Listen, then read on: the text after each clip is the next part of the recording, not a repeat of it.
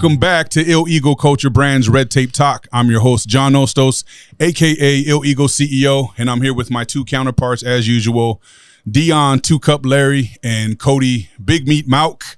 And today we have another guest on with us, a pretty good friend of mine as of the recent years, Brady Nash. I don't know what your nickname is. Do you have a nickname, Brady? Thanks for having me. Maybe you guys will give me a good We'll one. come up with one, I'm sure. Yeah. With the freestyle. With the freestyle, yeah. We got to hear the freestyle first, and then we'll get into it, man.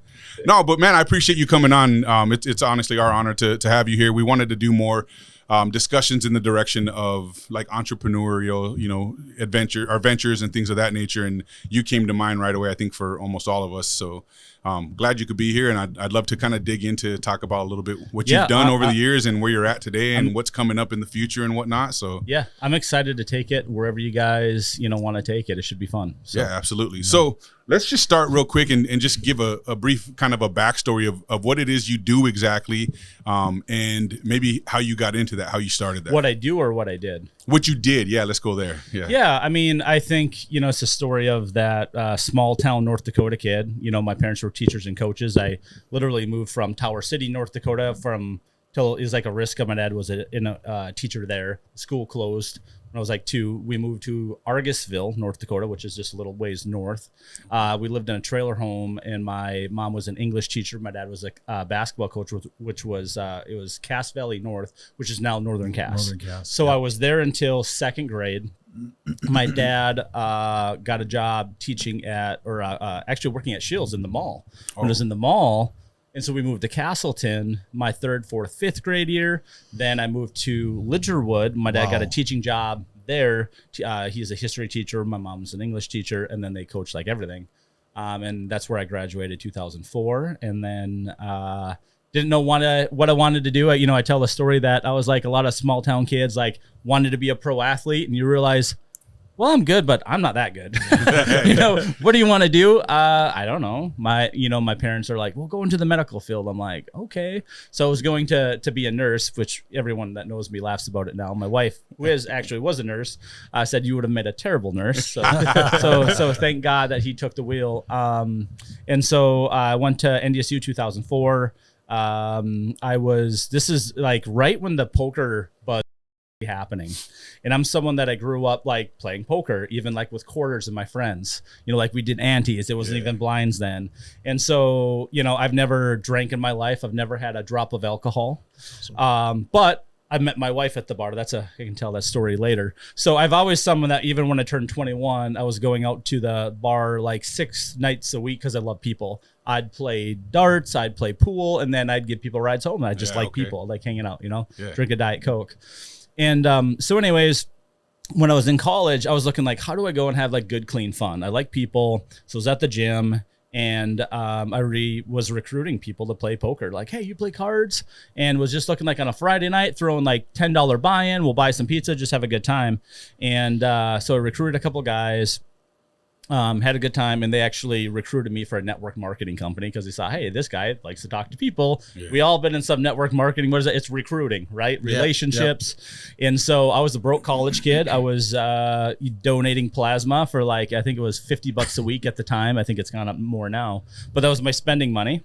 And they're like, you want to make money while you're going to school? I was like, yeah, I have no money, right? It's all financial aid. And so I'm not donating plasma because I enjoy it. Yeah. Get up. Funny story. One time there's a guy that worked at a gas station. I can't remember. It was like one of them that went out of business, but they had Sandy's donuts, or not Sandy's, Krispy Kremes. And at like midnight, they'd have to throw them out. Well, again, we didn't have money. We made friends with this guy. So he's like, even though he wasn't supposed to, we'd go there at midnight. Whatever wasn't taken, he was like, yeah, take them. So we're getting like 12, 15 donuts, like whatever. And there was a time, like I was so hungry, I ate like a dozen of these, dude. It was horrible. And the next morning I had to donate plasma at like 6:30 is like the morning time slot. And they always check your blood. Yep. And so after I did that, I went in, and they're like, they called me into the room. I'm like, well, what's going on? They're like, I don't know how to tell you this, but yeah, you can't donate today. Your blood, your like sugar levels, your like it's out of like, Yeah, dude, we don't even know how you're alive because this thing is like not good. I was like, oh, maybe eating a bunch of Krispy Kremes isn't the healthiest thing if you didn't ever consider that before, you know? So anyways, but yeah, I was a broke college kid like a lot of us. And that's where I got my interest in business, was learning about how money was made in the world. Have you ever read Cash Flow Quadrant? Or like Rich Dad, Poor Dad? Yeah. Okay, so you've heard about those, Robert Kiyosaki. Cash Flow Quadrant is kind of the follow-up. Make a long story short, the concept is there's 4 different categories that everyone kind of falls into. You got your quadrant is your ESBI, your employee, your self-employed, your business owner, or you're an investor. Employee is the mindset is you go to school, you get good grades, you go to college, you get a degree, you go and you get a good job. Yeah. And you're trading time for money. It's not that there's anything wrong with it. It's an entrepreneur. Yeah, and there's a lot of different things, right? You could be a doctor or a lawyer, you could be a teacher, you could be a coach, but you're working for someone else. Typically, it's pretty static on the income, and if you're working, you're getting paid. If you're not working, you're not getting paid. Right. Okay, self-employed is actually what I did in high school. Was I painted for a guy, but I was an independent contractor from like 13 to 18. Right, I was getting cash for the job. I worked around my baseball schedule.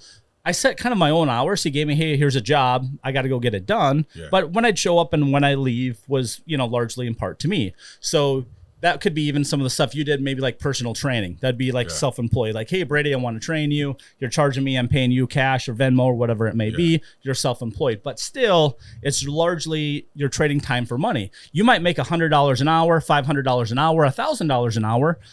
It's not income-based. It's still just... It's not scalable usually. Yeah, okay. Sure.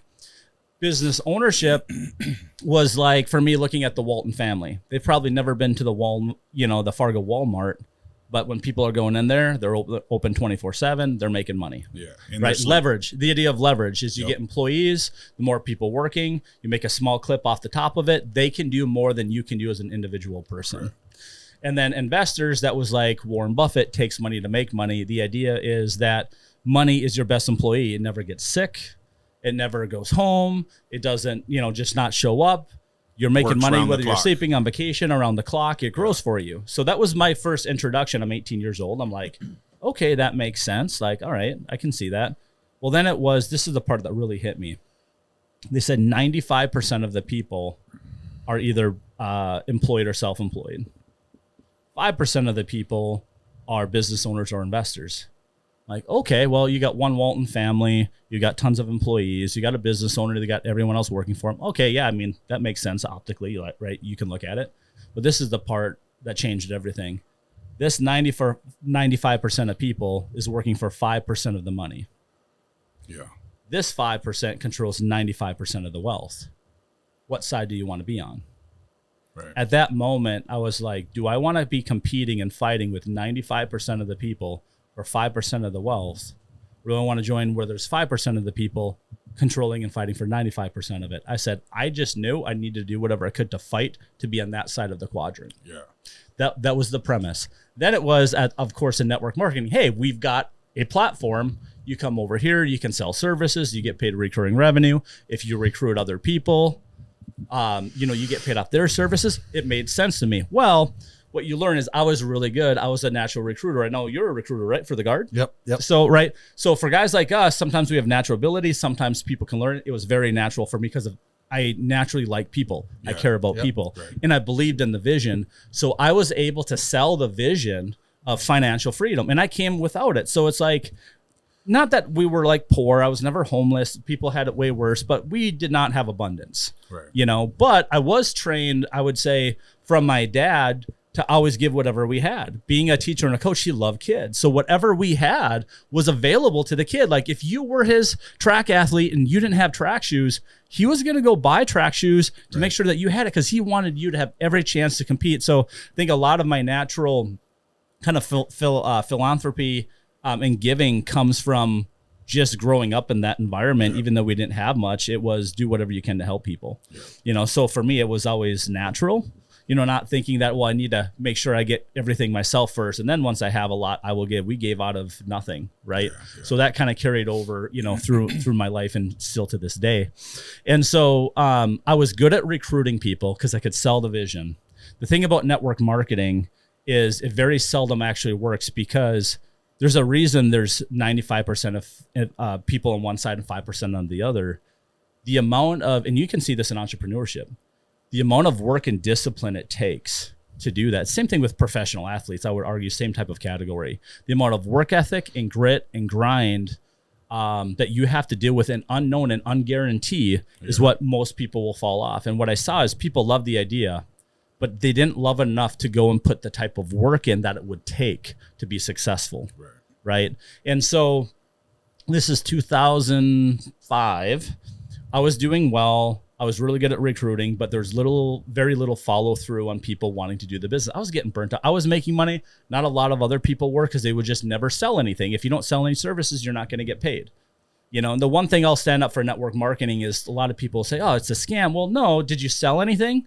Sure. Well, no. Well, why would you get paid? Yeah, right. So maybe the model is hard. If you want to say it's hard, it's difficult, yes. I would agree with you. I would say if you've made money in network marketing, you take that same skill set, you can make way more a dozen other things. But I will credit with my training ground and the mindset. And almost everyone I was around that worked hard and had success went on to do other things and are wildly successful. Nice. I mean, I'll give him a shout out. My buddy Barry Gruco, who I always will give him thanks for getting me started in my career, was in my upline. My buddy Skip Johnson. There's Mario Datillo. He's a large real estate guy now. Was just in Fargo showing him around. And there's people that we stuck in the mindset. We believed in the dream. We just didn't have maybe the right vehicle yet.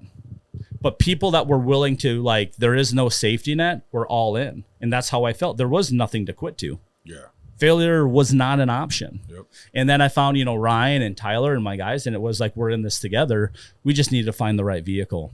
So hence September of 2005, we got recruited for a check collection business that was getting into payment processing. We were trying to recruit them for network marketing. They said, let's come and talk. Actually, it was my business partner, Ryan, got called into a meeting, and he kind of showed them the whole business plan. And he just said, I think you're working too hard for your money. He's like, I want you to look out that window. It's like, yeah. He's like, you see that gas station? You see those grocery stores? Yep. See all the people going in there? How are they paying? They're paying by credit card. He's like, yeah. How would you like to get paid every single time someone swipes a credit card? Ryan was like, tell me more. I didn't know that was possible. Yeah, those businesses pay every time they take a card. Oh, okay. And everyone seems to know it now because there's surcharges and everything. But back then, it really wasn't that big of a thing, right? Right. They act surprised. Like at my gym, we have a minimum $5 purchase. Yeah, because of the cost. Because of the cost. And when you tell people that, they're like, forget it. And they put it back, and it's just like, I'm over, like, almost 10 years in. I'm like, I'm not going to explain it to people anymore. If they don't want to pay it, they don't have to, they just walk away. But people don't get that concept as much as you would think. Because, when you have thin margins on these products, you might lose half your margin on a credit card transaction, right? So that's a whole nother conversation. We can have credit card 101 processing. We'll break it down. So it was what I saw when Ryan Brady, hey, you got to come and meet with this guy. What I saw was, I don't have to try to sell people the dream and convince people of the dream anymore. I get to go help the business owner, the entrepreneur that's already made that leap. I get to go help their business be successful by lowering their payment processing fees and get residual income. I'm like, so this is really off my own efforts. Now, I don't have the same leverage, right? But I'm like, I realized at this point, I was a good enough salesperson and networker, but I'm like, every single account I set up, I save that business owner money. I can give them a better service, better support, and I make long-term recurring revenue. So as long as I do my job, which I'm like, of course I'm going to, I can see a path to financial independence. And so that was September of 2005. We ended up starting our own business January 1st, or B&G started January 1st, 2007. And then we officially went out on our own. It was like May of 2007, and really started to build our own thing. Nice. So, and what I learned was, and I think this relates to just about every industry, is sometimes the bar is set so low. You guys could probably relate this to fitness training. How many people do you know say they're trainers but really don't know what they're talking about? All the time. Right? So I can tell you. Every bodybuilder. So listen, right? I mean, there's a lot of people talking, a lot of partial truths, but the quality isn't really there. Then you got some people that are like, they're elite, but you realize they're like less than 5%, 1% of the people that are bodybuilders. They might look it, but they don't really know it, right? Yep. And so what I've realized in business, it's very much the same thing. And payment processing was so notorious by fly-by-night salespeople. Some of the big banks were doing really bad things and how they were charging customers. I'll even say at Wells Fargo, because this is public, multiple lawsuits of doing fraudulent things. They were I owe them donuts for the rest of my life because they took advantage of people so bad. I could walk in there, save someone so much money and still have margin and make good money. And I mean, they made me look like Superman every day I'd walk in. Wow. And then you give them support and service because no one at the bank was servicing. And then you just don't lie to people. You actually take care of them. And they had such a bad experience. We just built raving fans and then we got referrals. So I started running around all these small towns, saving small business owners money and building relationships. And some of these guys were selling credit card terminals for like $200 a month for a machine that the brand new cost is like $300, $350 at the time. They'd stick them into 3 to 4 year contracts. So you imagine when I walked in and we started doing free credit card terminals, just like free cell phones. I'm like, wait a minute. If we buy the credit card terminal $200-$300 up front, I say, hey, Cody, I'll give you the machine for free as long as you work with us. If you want to cancel, in fact, I'm not even going to lock you in a contract because I actually believe in what I'm doing. Yeah. But I don't want you to feel like I locked you in. I'm going to earn your business every single day. So give me a shot. Like, who's this young, 20-year-old kid, 21-year-old kid? It's like, hey, no contract. I'm going to earn your business. So by the way, I'm going to give you this machine and I can save you $100 a month. You're like, all right. Well, I'll give you a shot. And then I deliver. You're like, wait a minute. This other place, my bank, this guy came through, was charging me $200 a month. And now I realize what he did to me. I'm so angry and so frustrated. Then you go and call your buddy John. Hey, John, who do you use for credit card processing? Yeah. You got to meet with this guy, Brady, man. I didn't really believe it. I gave him a shot and he delivered. All right. So I go, hey, John, Cody told me to stop by. Now I'm in the door. So what I learned was how to turn a cold market into a warm market. Because once you took care of people, I'd ask them for referrals. Sometimes you literally had to ask. Yep. Yeah. I remember there's a veterinary clinic in Jamestown.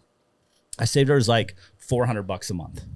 Wow. If something big, right? Small businesses, this goes right to their bottom line. This is literally coming out of their family's, budget, right? Yeah. And she's like, I'm so happy. I'm so thankful. And I just learned to ask, hey, do you know anyone else I should talk to? And she's like, yeah, you should go talk to the professional eye care centers. I'm like, okay, the one in Valley. They had like 3 locations. She's like, yeah. I'm like, okay, who am I talking to? This guy's like, well, it's my husband. My husband's the doctor. My point was, they even have multiple businesses. You save someone a bunch of money, and it's not always top of mind for them to think about it. Yeah, right. So I learned to ask after I delivered the value. I even pre-sell, I would say, John, hey, I want you to know that I know if I crush this for you and I actually deliver, you'll probably tell other people about it, right? You'll probably give me some referrals. Of course, and I would say, hey, I'm not trying to tell you to do that now. Just once I deliver, that's my hope. And I wanted you to know, because it was easier for you to believe that I wanted you to believe that if I was selfish and I'm all about money, it's in my best interest to take care of you. Yep. Because that's more relatable than, hey, I think Brady's a good guy. I don't know Brady. No, I am, and I truly love helping people, and it's a lot of fun. But when you're meeting someone trying to sell that you're a saint is not going to be the way it goes, other than hopefully someone gets that vibe. But if I could tell you, hey, even if I was a bad person, a greedy person, I want you to know that I know it's in my best interest. If I knock this out of the park, you're going to tell Cody. Yeah. You're going to tell Dion about it. And so we just spread like wildfire. And I was selling, I think some of our best sales agents, when they got going, even the later years, was doing 10 accounts a month. I was 19, 20, doing 20, 30 accounts myself, door to door. Wow. And we built that residual income. I started getting referrals. My business partner, Ryan, found out he was really good on the phones. He would call big places to try to get me meetings because he couldn't just walk in the door of some of these bigger ones. He got good on the phone. He knew if he got me in front of him, 9 out of 10 times I was going to be able to sign them because I could connect with them, and we knew we could save them money. I just needed them to actually take the time to take a look. Yeah. Well, you start building relationships. We're building our business. So my buddy Ryan Tice, Ryan, yep. We were the first ones in the nation to start marketing credit card terminals online using YouTube videos, doing free ones. Because we realized when we went on eBay, we went on these searches, if you had a video, it like went up huge. Wow, what are you doing with a credit card terminal? Oh, here's how we unbox it. Here's how you plug it in. But it helped with search. Yeah.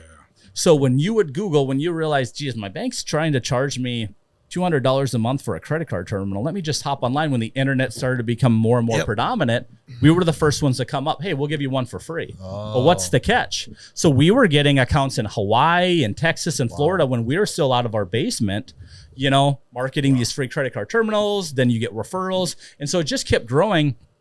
But what happened was then we started doing our own website. Ryan Tice built our first website. He got really good. We didn't have money. So we had to be smart and crafty, of like, how do we make this work? How do we get leads? And he wasn't good in person. So he was good on the digital side because he's not a natural sales guy. So you had a bunch of guys. I was probably the most natural salesperson. The other guys had different skill sets. They just found where they could be successful. Everyone played to their strengths. And so what happened is we're meeting with business owners. We're helping them out.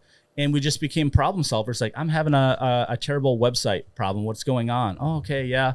They're like, well, who do you use? So I'm like, well, actually, we build our own. Well, would you build me more? Would you build me one? It was, no, that's not what we do. Well, we'll pay you. Oh, I know it's we're not a web shop. It's not what we do. Like, what is it going to cost to do it? So it started out, Ryan started doing it for some businesses, and it just kind of grew from there. Then we realized, hey, and we formed B&G Design because we're like, hey, if I'm helping your business reduce payment processing fees, but if I can help your business grow, if I can help you double your business, you're doing double the sales. The more money you process, the more money we make, so our interests are aligned. Yeah. So all of a sudden, we're like, hey, we started seeing the work that all these other web design companies were doing, and it was terrible. So like, hey, we can make a little bit of money, but it was never about the website cost. That was just to help pay overhead, pay staff. It was actually, can we actually help them grow their business? Because now we have a bigger relationship than just a credit card bill. Right. That even though we built good relationships, how happy are you to get your cell phone bill every month? Even though we live with our cell phones, right? It's not something that you get happy about. Right. Same thing on a credit card bill. It's super annoying. Even if you had the best rate in the country, it still sucks you have to pay it, right? Yep. So we found ways where we feel we could win and provide more value, make people happier, help grow their business. That led into rewards cards and loyalty. How do I help you get customers coming back? Let's do a marketing campaign. Psychology, things like I remember helping nail salons where we could target people inside of a 5-mile radius of your business. Let's say you want a higher end customer, so we can target families above 6 figures. We want to market them for a manicure and a pedicure.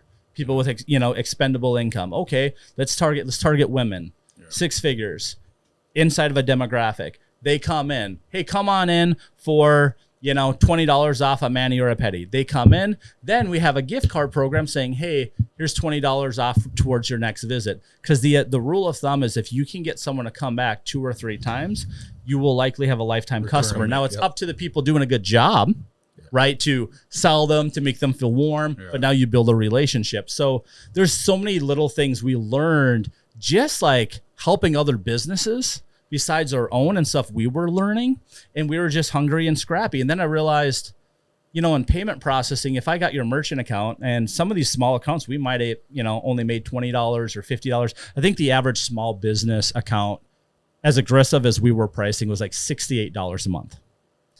Well, then we realized 2010, bigger companies were going to have full-blown point-of-sale systems. Think like bar, restaurant, kitchen ordering, online ordering. Well, because they do a lot more volume, but they have point-of-sale systems.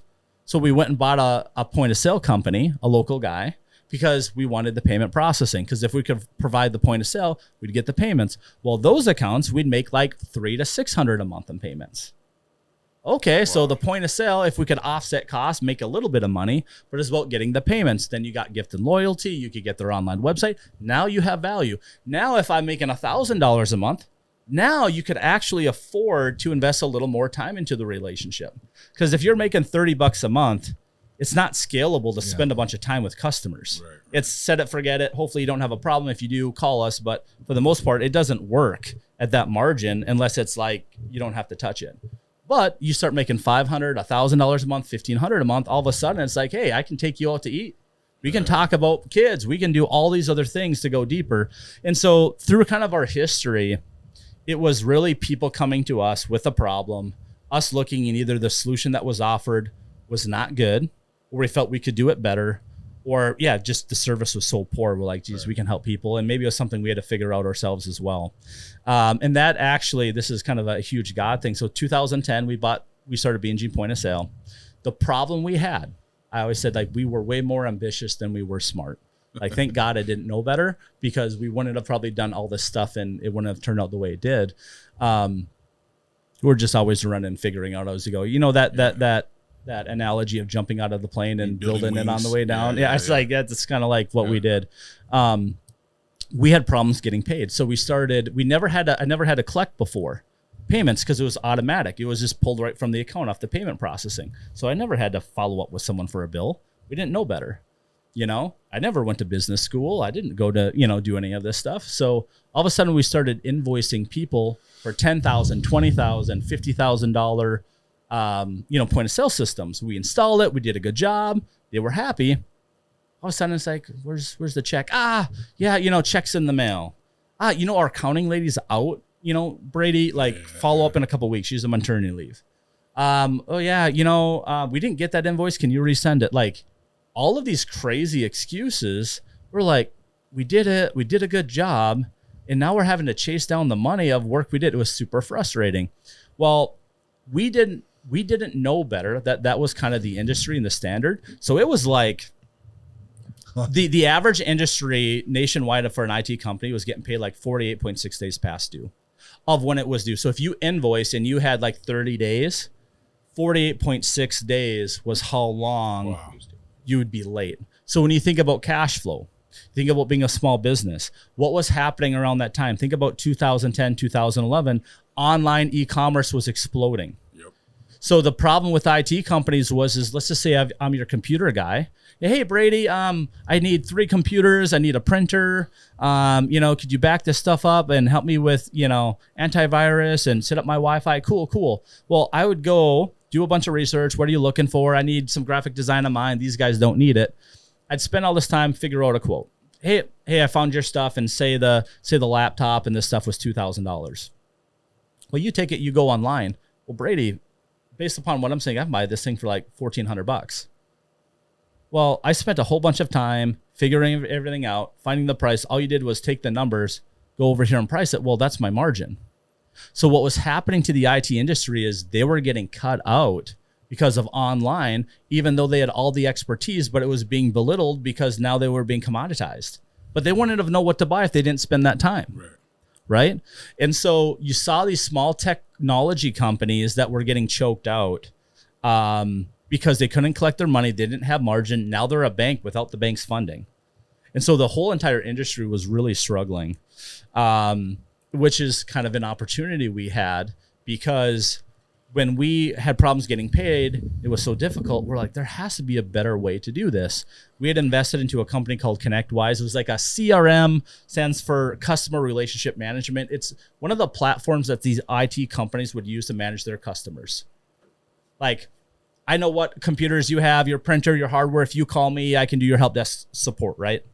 And make a long story short, these technology companies were not great at using technology. They were still taking paper checks and chasing people down. We just thought it was ridiculous that these technology companies didn't use technology. We were like, screw it, let's just build it. Yeah. And so that was kind of where Connect Booster got started. It came out of our own pain point. We went to some conferences and shows, and we saw that all of these companies have problems getting paid. Everyone's like, oh my gosh, if you could solve this would be amazing. So that was 2010, 2011. We ended up going to a show, getting a booth. Everyone loved it. We said we're on to something, but it was a long-term, grind. I don't want to, this will take forever to get through, but you get 40 customers. It was a grind the entire way. We saw, we kept investing. You get into software development. And again, we weren't software developers, right? You talk about, I went and, my brother Brock, yep. Brilliant, yep. Right? Like, he was a kid that when he was 13 years old, he was making his own video games, winning awards. Like, he's brilliant, yeah. Right? I had more of the social side. He had kind of that computer math brain. Yeah. And so I ended up pulling him out of college to help kind of take over the software platform. He did his thing. I was able to sell it, right? And we had to change the entire industry. I think the thing that was one of the things I'm proud about was it wasn't that payments didn't exist. Online bill pay portals existed. It was we had to change the mindset of an entire industry that they deserved to get paid and they deserved to get paid on time because they were so used to just, you get paid 60, 90 days late.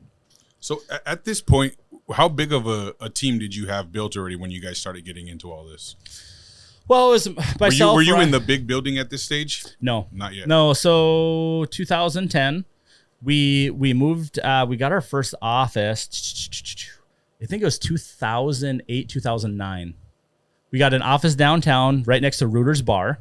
That's right. My favorite story is because you're right next to Reuter's Bar in the wintertime, people would stumble out of the bar. They'd turn around the corner, which is where our glass door was, and then you'd have to walk upstairs, and they'd puke right in front of the door. Oh. So we'd come there in the morning, and there was like frozen puke. So like to get the door open, you'd have to scrape off the frozen puke. Man. So it was like, actually, I got it from Barry because he had it for some business, and then he ended up closing it. And so I got it for like $300 a month, $350 a month.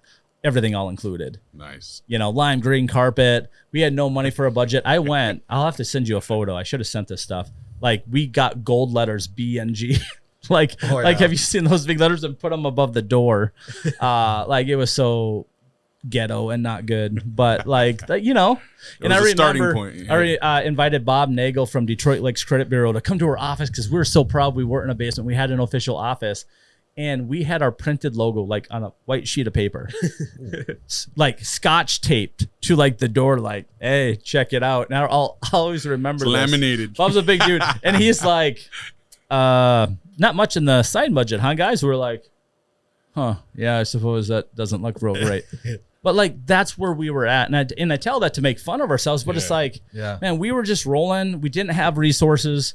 We're doing, prac studies. We upgraded from plasma to prac studies because that's where the real money was. They pay more money there, yeah. So when people say, blood, sweat, tears, like that's legitimately like what it was, right? Did you do any of the studies where you had to stay like weekends or month long in there? Yeah. We got the big cash. I stayed, I think was it 7 or 10 days. Ryan and Tyler did some, I think they did one that was like 28 days or something. Like they did a couple big ones. Like 10 grand off of it. Yeah, I think the most I got was like 5,500 or something for it. But yeah, I mean, you just did what you had to. Yep. We're renting out rooms, we're scrapping together money, using we learned how to play the credit card game between each other.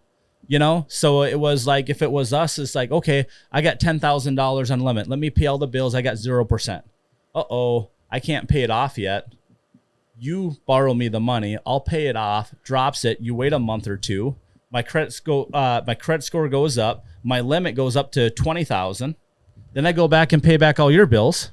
And so we shifted money between the three of us up to the point where, we had over 6 figures of available credit card limits, but we kept it between 0 and like 3%. Sometimes we ended up having to pay like a balance transfer fee or 1%. Yeah. But we got really scrappy at playing this game because we needed it. So that's how we financed the business, because banks wouldn't have touched us at that point in time. We had no assets, And yeah, man, I remember going out to Brainerd, North Dakota, and it's a long drive, right? We're trying to expand, trying to grow, because we're, like, all right, we kind of saturated this market. We got to let it breathe, go somewhere else. And Ryan sold this Hutterlick carpet, 3-location carpet place. And we didn't want to have to pay for a hotel every time we went out there. So he ended up, they had this room that was unfinished on the back of the carpet store. Had them finish it, signed up for like a $350 a month rental payment for like 3 years. They finish it up so we'd have an office. Because like, we need an official office to say we're in Brainerd. Then we could sleep in there. So we bought these cots from Walmart. Well, I'm not a small guy. And Ryan actually isn't that tall, but he's pretty wide too, right? Yeah. He's got broad shoulders. And we bought these cots that, they sit about 4 inches off the floor. Well, we'd stay there at night, and they had a little shower thing in the back, which you had hot water for about like 10 seconds, so you had to like turn it on. So you were doing ice baths before they were cool. Dude, yeah, exactly. We'd wake up, and these, you got the metal poles of the cot, and our arms and legs would be numb because they're cutting off your circulation. Yep. So it's like when people talk about, and obviously, where we are at now, it's like we did all this stuff. Yeah. There was no guarantee it was going to work out, even though, and that's one of the things when I talk about why I love entrepreneurship, nonprofits, is because you can have the best idea, you can have the best intentions, You can want it. You can put in the work, and it can still not work out. Not because all these things didn't line up. Right. And that's why I get really frustrated when some people, this is why I'm a capitalist by trade and definitely, on the right side. It's like when you want to keep taxing people that worked hard for that money and you don't realize the sacrifices that they made, and there was no guarantee for it. Right. So yeah, it's like, cause I've seen it. That's been my life for 2 decades. All I've done is work with entrepreneurs and dreamers and people taking risks, and it doesn't always work out. Even though they were awesome people, they worked hard, had good ideas.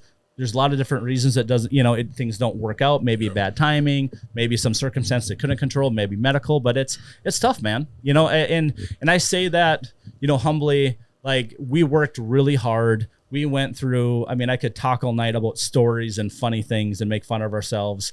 But there's also a lot of God's grace that things lined things up, and I don't take that for granted.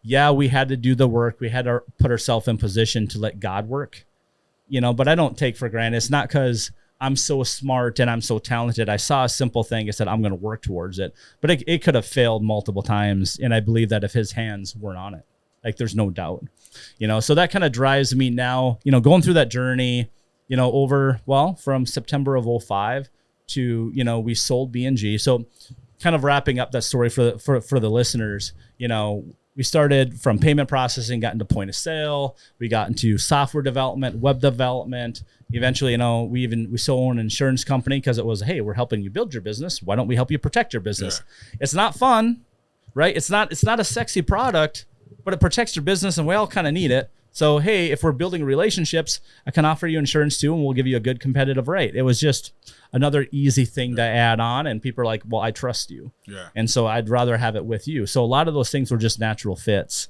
And I'm not an insurance expert.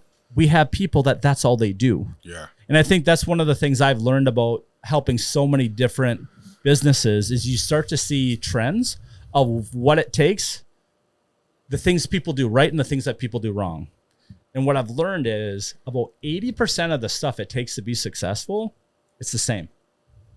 How you build a good culture, how you scale a business, how you build raving fans, how do you get your team members to run through walls, not throw them through walls? Yeah. I've tell you stories about that I've seen with private equity. I'm sure you've seen it all. Yeah.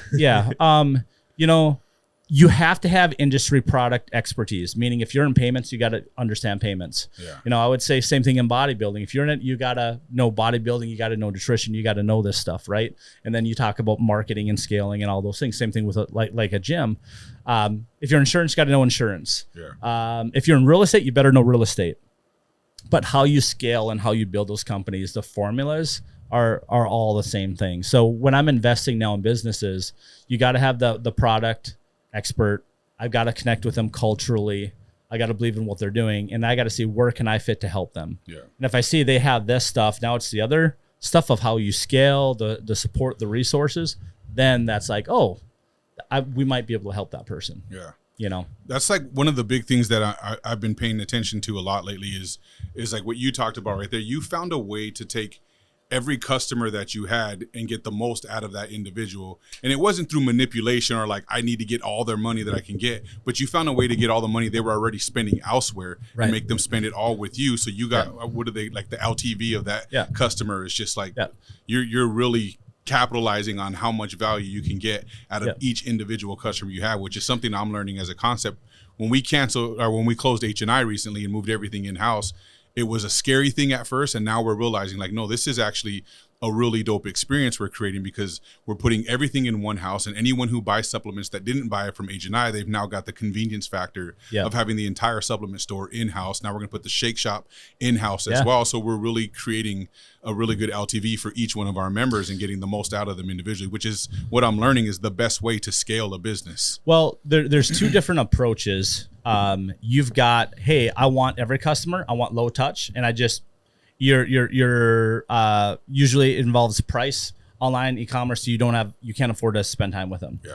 Or you've got high touch, which is actually, it fits me because I actually want to build relationships. I'm not meant to sell stuff that it's just like, hey, come and buy it. Because for me, there's no emotional connection. I just personally, it's not that there's anything wrong with it. It's just a different model. For me, I'd rather invest into who I'm working with and my customers to build that relationship, to truly understand, to provide value, and hopefully provide enough value so you can make enough money, but what you're providing in value is still worth it. Yes. You know what I mean? Yes. So it's not about, to your point, trying to suck as much money out of them. It's how deep can you take that relationship, and it's beneficial both ways. Because the thing we can't make more of is our time. I can't go talk and have 1,000 conversations one-on-one in a day. I can't do that with 100 people. So when you start narrowing down your actual time available in a day, how do you maximize it? Yes. You know, and so for me, a lot of my life, when I look at things, it's about scalability. It's about duplication. You know, one of the things we're looking at is doing like a missions trip, my wife and I, and probably maybe a couple of my oldest kids. And that'll be great. I'll be honest, selfishly, I'm doing it for myself. I want to experience and do it. Yeah. My business brain, though, tells me, Brady, depending on what we're doing, if we're going and we're building stuff, providing water, or even teaching or some of these things, my business brain says, Brady, how much time are you going to take to do that? I could go work, make a bunch of money, and I could send over professional carpenters and contractors that can go 10 times faster than I can and do a better job.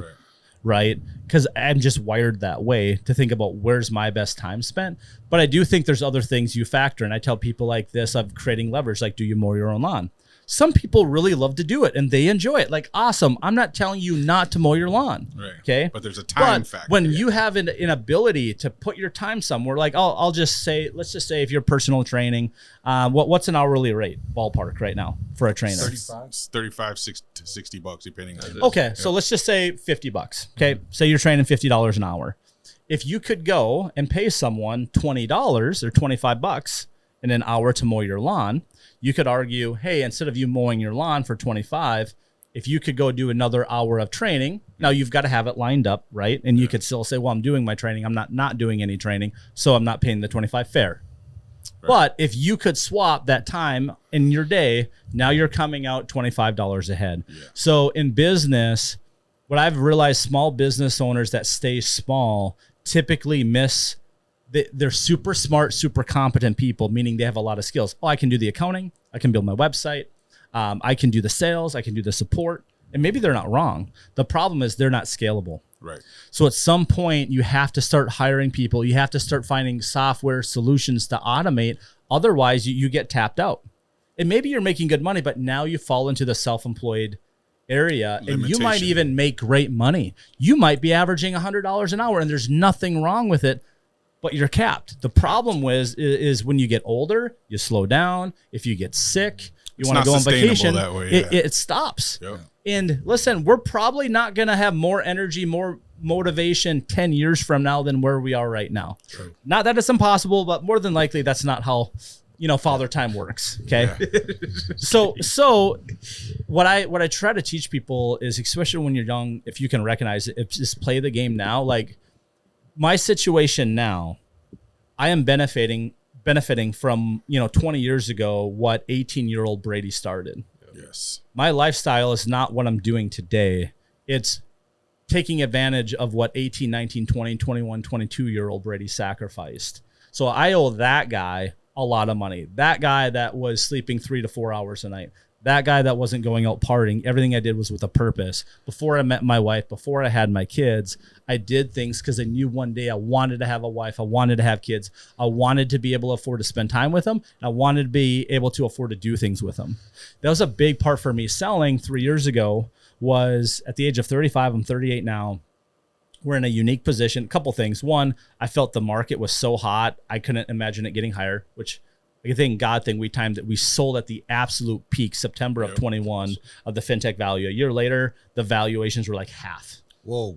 Right. Like it would have been a big deal. We could have grew the business, which we were growing, but the valuation still would have been less. So we sold literally at the peak. Again, that's a God thing. Yeah. There were signs, right, we were looking at, but everyone says that in hindsight's 2020. And that kind of, would that go along with the stock market? Because when I noticed, so start after like January, yeah. Then everything started taking, and we got paid. I mean, we're talking about double-digit multiple on top line revenue. Yeah. Because we had a software product, we had raving fans, we moved billions of dollars in the technology industry, and we were the leaders in the market. And it was a strategic sell because we had them and a couple other competitors looking at us. They didn't want us to fall into the wrong hands because we moved all the data. So we got a crazy value. It was tough for me because I loved our business and the company and the culture. But I also knew at some point our exit plan we had to sell. That's how those businesses kind of worked. Yep. And my kids were getting to an age, I'm like, Brady, you can check out, make sure that this was a success, because you didn't, in software, you always feel like the thing could blow up, right? And so, just to be a super present dad. And that kind of came from, in all these years, I've got friends, from the small startups to multimillionaires, even a few friends that are multi-billionaires. And I always got to be in that environment and ask questions. What you do right, what you do wrong, and hear their stories. And besides making my own mistakes and my own successes, my entire career was built around working with people and building relationships and hearing it. Well, even if you're slow, you learn stuff. Yeah. I tell people it's not because I'm so smart. It's like that was my exposure for probably 100 hours a week for like 20 years. Like you're going to learn stuff by accident, Sure. And so when I'd asked them, not that they always had regret, but when I got them to open up, if they had regret, the number one thing was relationship to kids. It was never another business deal, never that they made another dollar. Their family. Their pain came from their family and opportunities they missed out on. And then it was spouse or ex-spouse, meaning it was relationships. And I think here, all of us here would recognize that in our mind and in our heart. I'm like, yeah, that's true. We know that. But in society, we get pulled to hustle, to go hard. And it does. You do have to work hard. And we do it for our family, But I think what I had to fight was all of the accolades, everything I was getting in business, cover of magazines, all this stuff. Hey, Brady, come and speak. I'm like, Brady, is that what you want? Or do you want to be there for your kids? I'm like, I did it for my kids. So don't get stuck chasing being a star. And I learned how to do that. I never loved it. I just learned to embrace it because I understood what it meant for the business. Yeah. But the moment I had, I don't have to do this anymore. I do it more I don't charge to, I haven't been charging to consult to help businesses. I say no because I don't want to get, again, I'm sacrificing time with my kids or family. So I very rarely do it now because it'd be all day, right? But I don't charge for it because I truly love helping people. I love, I'm a sucker for the old Disney movies. I love to see the underdog fighting everything against them, to see them come out on top. So when I look at entrepreneurs that are taking risks, it's entire livelihood going for it, dude, I'm the biggest fan, cheering. How can I help? Yep. I love that about B&G was our success was based upon helping other dreamers have their success. That's actually how you made a raving fan out of me. And I think how we started to build a relationship off, because you're genuine to that. I want to backtrack just a little bit because you blew right past it. Yeah. But speaking of B&G, when you guys built this building, I want to touch on that a little bit because B&G has got to be one of the coolest buildings I've ever personally been in. And when you first built it, it was touted as the Google of Fargo, Moorhead, and whatnot. Yeah. So let's elaborate a little bit because you talk a lot about family, and this place, when I say it's a really freaking cool place and it's super fun. You can only imagine working in an environment like this. You've got slides coming down from the third floor. You've got arcades. You've got basketball courts. You've got the holodeck room. You've got all this crazy stuff going on there. Was a lot of that, just kind of talk a little bit about what this building's like first so the listeners get an idea, but was the motivation behind all of that part of with your kids so that you can have an environment, I guess, that's fun for them to come see you at work and whatnot too? Did that kind of motivate that? Multiple things, but I would say it goes back farther than that. Okay. So when we dropped out of school, it was my second semester. I was a freshman. Ryan and Tyler were fifth-year seniors. Tyler was majoring in microbiology and biotechnology. Ryan was majoring, he's in his last semester of graduating architecture. Okay. Not a simple degree, right? Yeah. And on top of his class. And so when they dropped out, you feel like you're against the world. What are you doing? You guys are crazy. And I didn't have as much to lose as them. So you kind of felt like it was us against the world. It's one day when we prove everyone wrong. Yeah. And I remember being in the basement. This is when, Google was doing all their stuff. This is 2004, 2005. Google had slides in their office. So I remember it was one day when we make it, whatever that meant, one day when we make it, we build our own building. We're going to have slides in our office. Yeah, we're going to do this. It's going to be so great. Well, you fast forward all these years and, start talking about a building. And, I met with Kevin Christensen, who became a really good friend of mine. This is a crazy story. And I'll always give him so much praise and clout because we had no right building that building. Financially, I had no money, meaning we were growing the business. We had valuation, but our profit was give or take 100K to minus 100K. I mean, we were like, because we were reinvesting everything we could to grow as fast as possible. So when you start talking about pitching the idea on this building, let me tell you about this. Well, how much money do you have? I don't have any money. Our rent at the time was like $15,000 a month. And you start talking about a building with slides, this room where the entire floor and ceiling screens so you can change the entire environment of the room. We call it the holodeck, and a gym and a basketball court and all these cool things. It's like, what are you doing? Yeah. You know what I mean? And so the dream I sold him was our entire life we've been, told we were crazy. Being entrepreneurs, it was a little bit of this like coming out like, hey, we made it, but it's actually, we always talked about how much employees meant to us. B&G team was, hey, we're a family. Yeah. But talk is cheap. Meaning I can tell my wife, Brandy, I can tell my kids I love them. And that's important. But if I don't back it up with action, it doesn't mean anything. Yeah. And so I can tell my employees that, hey, I care about you and you should read this book and how can I help you and let me help you get out of debt. You can say those things, but if you don't back it up, it doesn't mean much. Right. And so for us, before we went and built these big houses and did all this stuff that one day we wanted to do, right?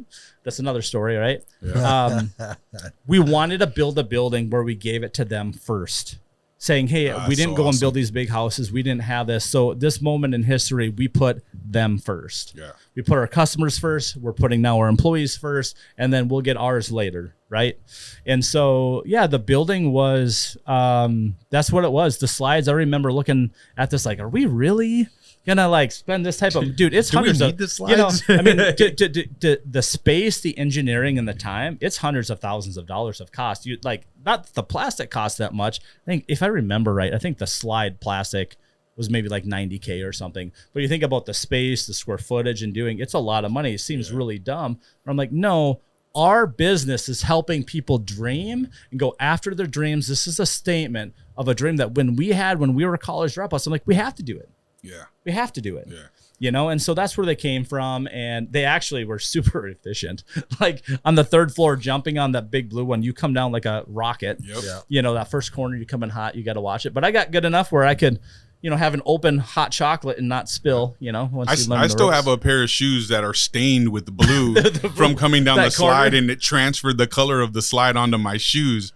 And I still have them because it's just like something I remember being able to do when I first met you and toured that building. Yeah, so, and it was, everyone goes down, they're laughing. They're like, dude, it's so ridiculous. It's fun is what it is, like it's, and when you come down to the bottom of the slide, you're in the break room and there's a full kitchen and there's vending and there's video games. And I mean, it's just the coolest place ever. And that's like, was kind of our motto was we worked hard. Yeah. Like people ask, well, do you get anything done? No, we worked our tail off. But I also believe that you can have fun, you can smile, you can joke and laugh, which I'm pretty sure is your guys' culture. Is you guys work hard, but you laugh and have a good time. Yes, for me, life's too short not to enjoy it. And there's moments that were stressful and bad. We just learned how to deal with it through laughing through it. Someone on the outside might have thought we were crazy, like something's wrong with these guys, which is probably true. Yeah. But we learned to just laugh through it and pick each other up, and we just kept working. And so that place was a very symbolic of our employees matter. And hey, people build these nice houses where they have movie theaters. Cool. Nothing wrong with that. Yep. Well, how many of these employees might never get that? Yeah. Right? Not everyone can have a home gym. Right. We could provide it for them. Not everyone can have access to a basketball court. It's got a gym in it. We could provide it for them. Yeah. So all of these things. And then, I mean, here's the business side is I'm like, it's a tax write-off. We're providing it for our employees. I'm like, what more efficient way to build all these cool things we get to enjoy, my family gets to enjoy, but all of our employees and their families get to enjoy it. Yeah. So that was really the thing for us, was just building a place when people walk in, you're like, wow. Yeah. Like lots of people talk about it, but you guys did it to inspire people to dream for it.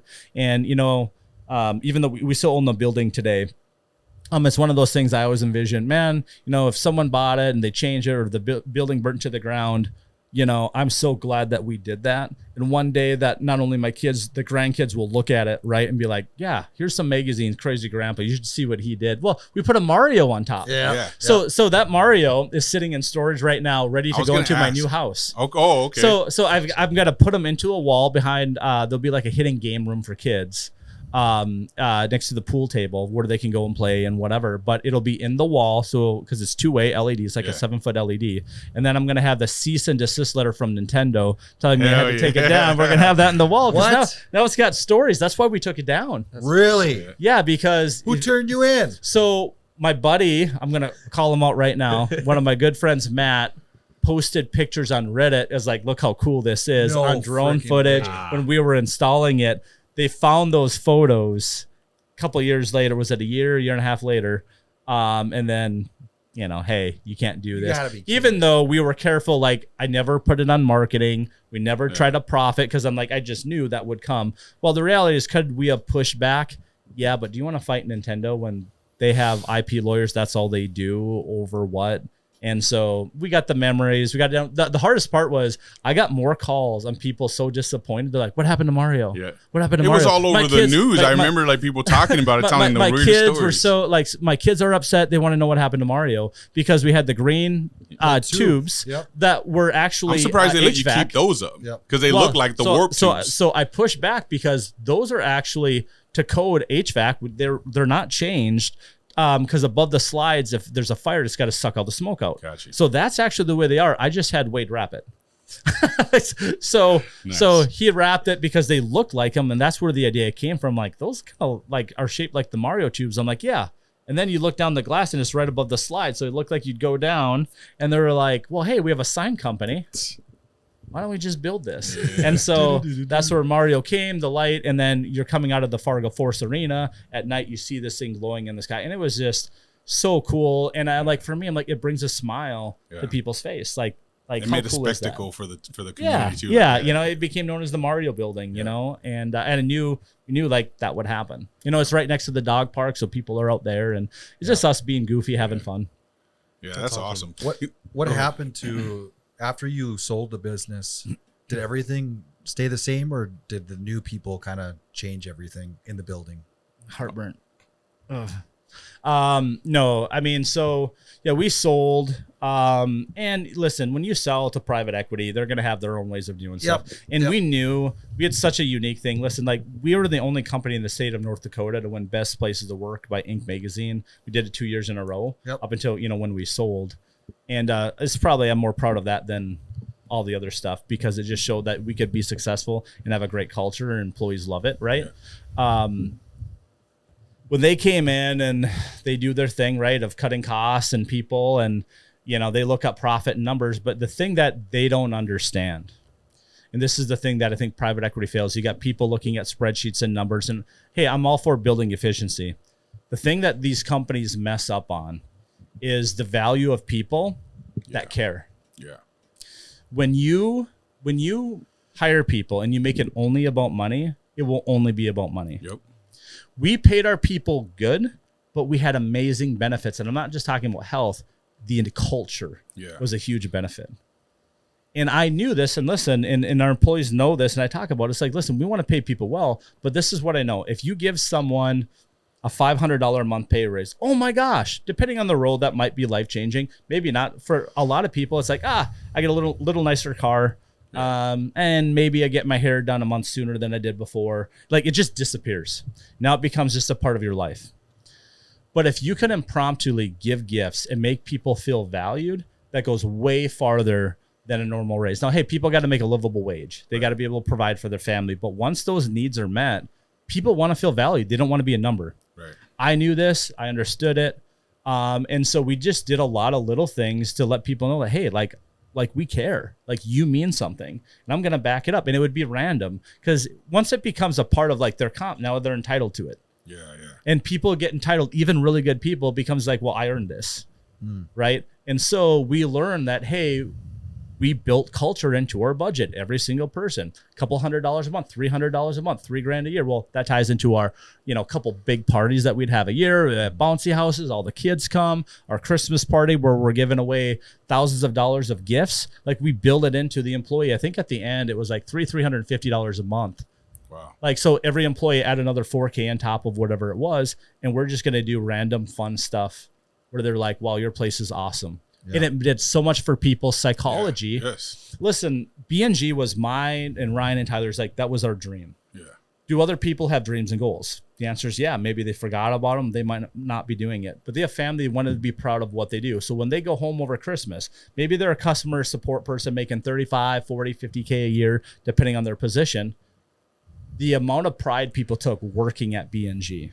Mom, Dad, you got to come and see this building. Yes, yes. I'd go in there on Christmas. They'd be bringing their mom and dad through, giving them a tour. That's awesome. How proud their parents were. Is like, you work at a place that does this. I've never seen this before. Yeah. And how they were just like glowing with what we did for Unseen, fighting human trafficking. Yeah. Which is still, Ryan and I work with them on creating their endowment fund. That started at B&G because like, how do I make this not political? How do I make it where something that left and right should both be for this, right? Yep. And it was fighting for kids. Because I think we can agree that small children, men and women, being molested and being sex trafficked is really bad. So, hey, for you working at B&G, we're going to donate $1 a day for you just by showing up. You don't have to give anything. If you want to give, we'll match. But you don't have to do anything. Just by showing up here, you're helping save a kid. That's awesome. And then we'd give monthly updates of, here's some kids that got rescued. Here's the organization we're supporting. We rescued 2 9-year-old girls. They're back home with their families. They've arrested this guy. All of a sudden, you're taking pride in like, man, there's something more than just a paycheck. Right? People want to feel connected. They want to be a part of a winning team. Even if you're the water boy, when you're on that Super Bowl winning team, you're like, Oh, yeah. I got that guy water. Yeah. I can't run fast. I can't jump high, but man, I made sure he was hydrated. Yeah. And so when you create a place where people are like, I'm not an entrepreneur. I know I'm not. I don't have that skills or that or that dream, but man, I'm proud of where I work because they care about us. They care about their customers. I see the way they take care of their customers. They see them more than a dollar sign. I see the way they care about the community. People took such pride and fight for that. And this is the thing where, and again, we are so different than just corporate, private equity money. They don't see it that way. But those people ran through walls. I did not throw them through walls. They ran through walls for me because we ran through walls for them. Yes. And when you have a team of people taking care of customers and community that way, dude, it's magical. Yeah. But they don't understand it because that's just not how they operate and they work. It's how much do we have to pay you? How do we put you in golden handcuffs so we can abuse you and how we treat you? Right. So they just ran through that place and kind of turned it upside down. Yeah, it's, I think they removed the slides, right? No, they're still there. Are still there? Yeah, because we still own the building. Oh, you do? So it has to stay there. Yeah, they lease it from us, yeah. Okay. Yeah. That's awesome. Yeah, so you've just got a lot of these big corporate places that are so different than us. Man, I can make a simple question turn into a really long thing. So I got one in terms of, but it's different. Yeah, no, I get what you're saying. I think we had over 130 employees. I think there's 30, 40 people there. Now. Wow. Really? Yeah. No, a lot of them, some Moved wanted on. to move to Miami. Yep. Listen, I understand business scaling and building efficiency. If they have a marketing team somewhere else, how to do that. I don't have a problem. We just had such amazingly talented people that are now moving on and they're going to other places. But I almost feel bad in some cases because what we had was so unique that it's just not normal really anywhere. Even other good companies, it's a very rare thing to duplicate. So, wow. I don't know. In a couple years, and my non-compete's done, would we get back and redo it? Maybe. I don't know. Maybe. Oh, wow. Okay. So, B&G, how much did it cost to build that awesome building that you guys created? Oh man, with the furniture and everything, it was somewhere around 12, something like that. It's like 12 million. Okay. And now you've sold. Is it just a part of what B&G was, like the Connect Booster side, or did you sell all of B&G and you kept the building? So we owned the building. It was owned separately in real estate, which we did right away. Yeah. So they did a 5-year lease, with us. Okay. And again, we're thinking it's a big expense, right? So like that was part of the deal when we sold. So they have 2 years left because it's been this September will have been 3 years. Yep. What were you asking, John? Just about how much it costed you to build the building. Yeah, it was like right around 12. Yeah. You know, we have it listed. We would sell it if the right number came in. If not, we talked about. I'm pretty sure they will move out in 2 years. I was gonna say, You think so? Yeah, because they're not going to pay the expense. It's super expensive. They're going to building. get their own place. Yeah, well, they'll rent somewhere. They don't need that space. It's 34,000 square feet. There's probably 30 people there. Whoa. so many So, people work yeah. from home too now. Yeah. It's like crazy. Yeah, So, so it wouldn't make sense for them. I mean, they've got the right to renew. There's no. I would love if they did, but Yeah. So we might turn it in. Ryan and I talked about turning it into like a Regis, like an office co-working space. Like Gotcha. it would be pretty amazing. We always joke that this would make a great frat house. You know, like the slides. You got all the rooms. You know, Yeah. but it'd be a great co-op place I can of see like that. entrepreneurs and businesses. Like for us, we only would maybe take like half of like the third floor. Yeah. I could fill that up with we still own a couple dozen companies and we've Yeah. started, so I could make that the headquarters, but I don't need the other floor and a half. And then, with, I really love access to the gym, the basketball court, but I'm building that in the house for the kids. Yeah. So for myself personally, I'll have kind of that need or that desire, that luxury met elsewhere. Sure. So you've built the dream job location for people who don't have the dreams and aspirations you did as like a business owner, and now you're building your dream house that you said you waited till the very end. You've sold B&G at this point, made really good money on that sale, and now you're able to like you said, spend all the time with your family, with your girls. You're building a house that we can talk about a little bit. You're putting a lot of stuff, including a basketball court. Your girls are like superstar basketball players already. I see you posting stuff about them all the time. You go with them to all the events. You have them in all kinds of different, elite training and whatnot. Are you a Caitlin Clark fan? I am. Yeah. How about your girls? They don't watch as much. They will watch it with me. Like I've subscribed to the WNBA and they'll watch a little bit, but we don't watch a lot of TV in our house at all. Not even sports? I will, but it's just not something they do a lot. Like so Sky, you've seen a lot of videos on Sky. Like her dream is she wants to be a missionary. Oh, wow. Even like that sort of thing. Like she reads Man, that's so cool. 4 to 5 chapters of the Bible every night. She journals it. We're helping launch, I kind of talked to you a little bit about a new classical private Christian school. So I'm helping use my entrepreneurial skill set to help build that, but for her, man, she loves Jesus and she loves basketball. I don't know. Cause she's got all the tools. She's 5'8", 5'9" right now. I think she's going to end up, give or take, around 5'11". She can dribble. She can shoot. She's competitive. She can, got a 24-inch vertical last time. She did this junior all-star thing in the cities. Out of all the high school kids, had the second highest vertical and like 4th quickest shuttle time. Yeah. Like she's got the skills and she loves playing. She fell out of love like in the environment. Some of the stuff we saw in AAU, the attitudes, the kids, like she's like, this is not what I want to be a part of. Wow. Yeah. Which was hard for me because she's a kid that trains so hard. Yes. I said she does the opposite of what most kids do. Most kids say, I want to be a great athlete. I want to go pro, and they'll play the game, but they don't put in the work. Yeah. They don't do the hard stuff. She does the opposite. She does all the hard work. She'll train. When she's training, she's dripping in sweat from dribbling, right? She'll do sprints. She'll lift. Hey, want to go to the game? Well, what is it? Well, you're going to be gone 6 to 8 weekends, but I'll take you. She's like, no, I don't want to be away from my family. She's got 5 younger siblings. She's the oldest of 6. And so it'll be interesting. Like there's a part of me because I'm like, you're so good. I love watching you play. Yeah. But I don't know. I'm going to let her decide. You always see that of the parent driving it. Yeah. There's a part of me that would love to do that, but I don't want to be that way. Right. And so, but I've seen her when she locks in, she's unbelievable to watch. Right. My son probably loves it the most. He doesn't have the same physical dominance that she can. He'll probably be a 6-footer and he can handle it and he can shoot. But like her, for a girl being the same size, it's different, right? Yeah. But the other younger kids seem to be following in suit. My daughter Summer, Savannah, and Brooke, I bring them all to shoot 360. They're all playing and having fun for about an hour every day. River's going to be the one though. That kid's like in the 94th percentile in weight and height. Wow. He's like 35% bigger than all the other kids. He's always watching them. So he's running, kicking a ball, throwing a ball.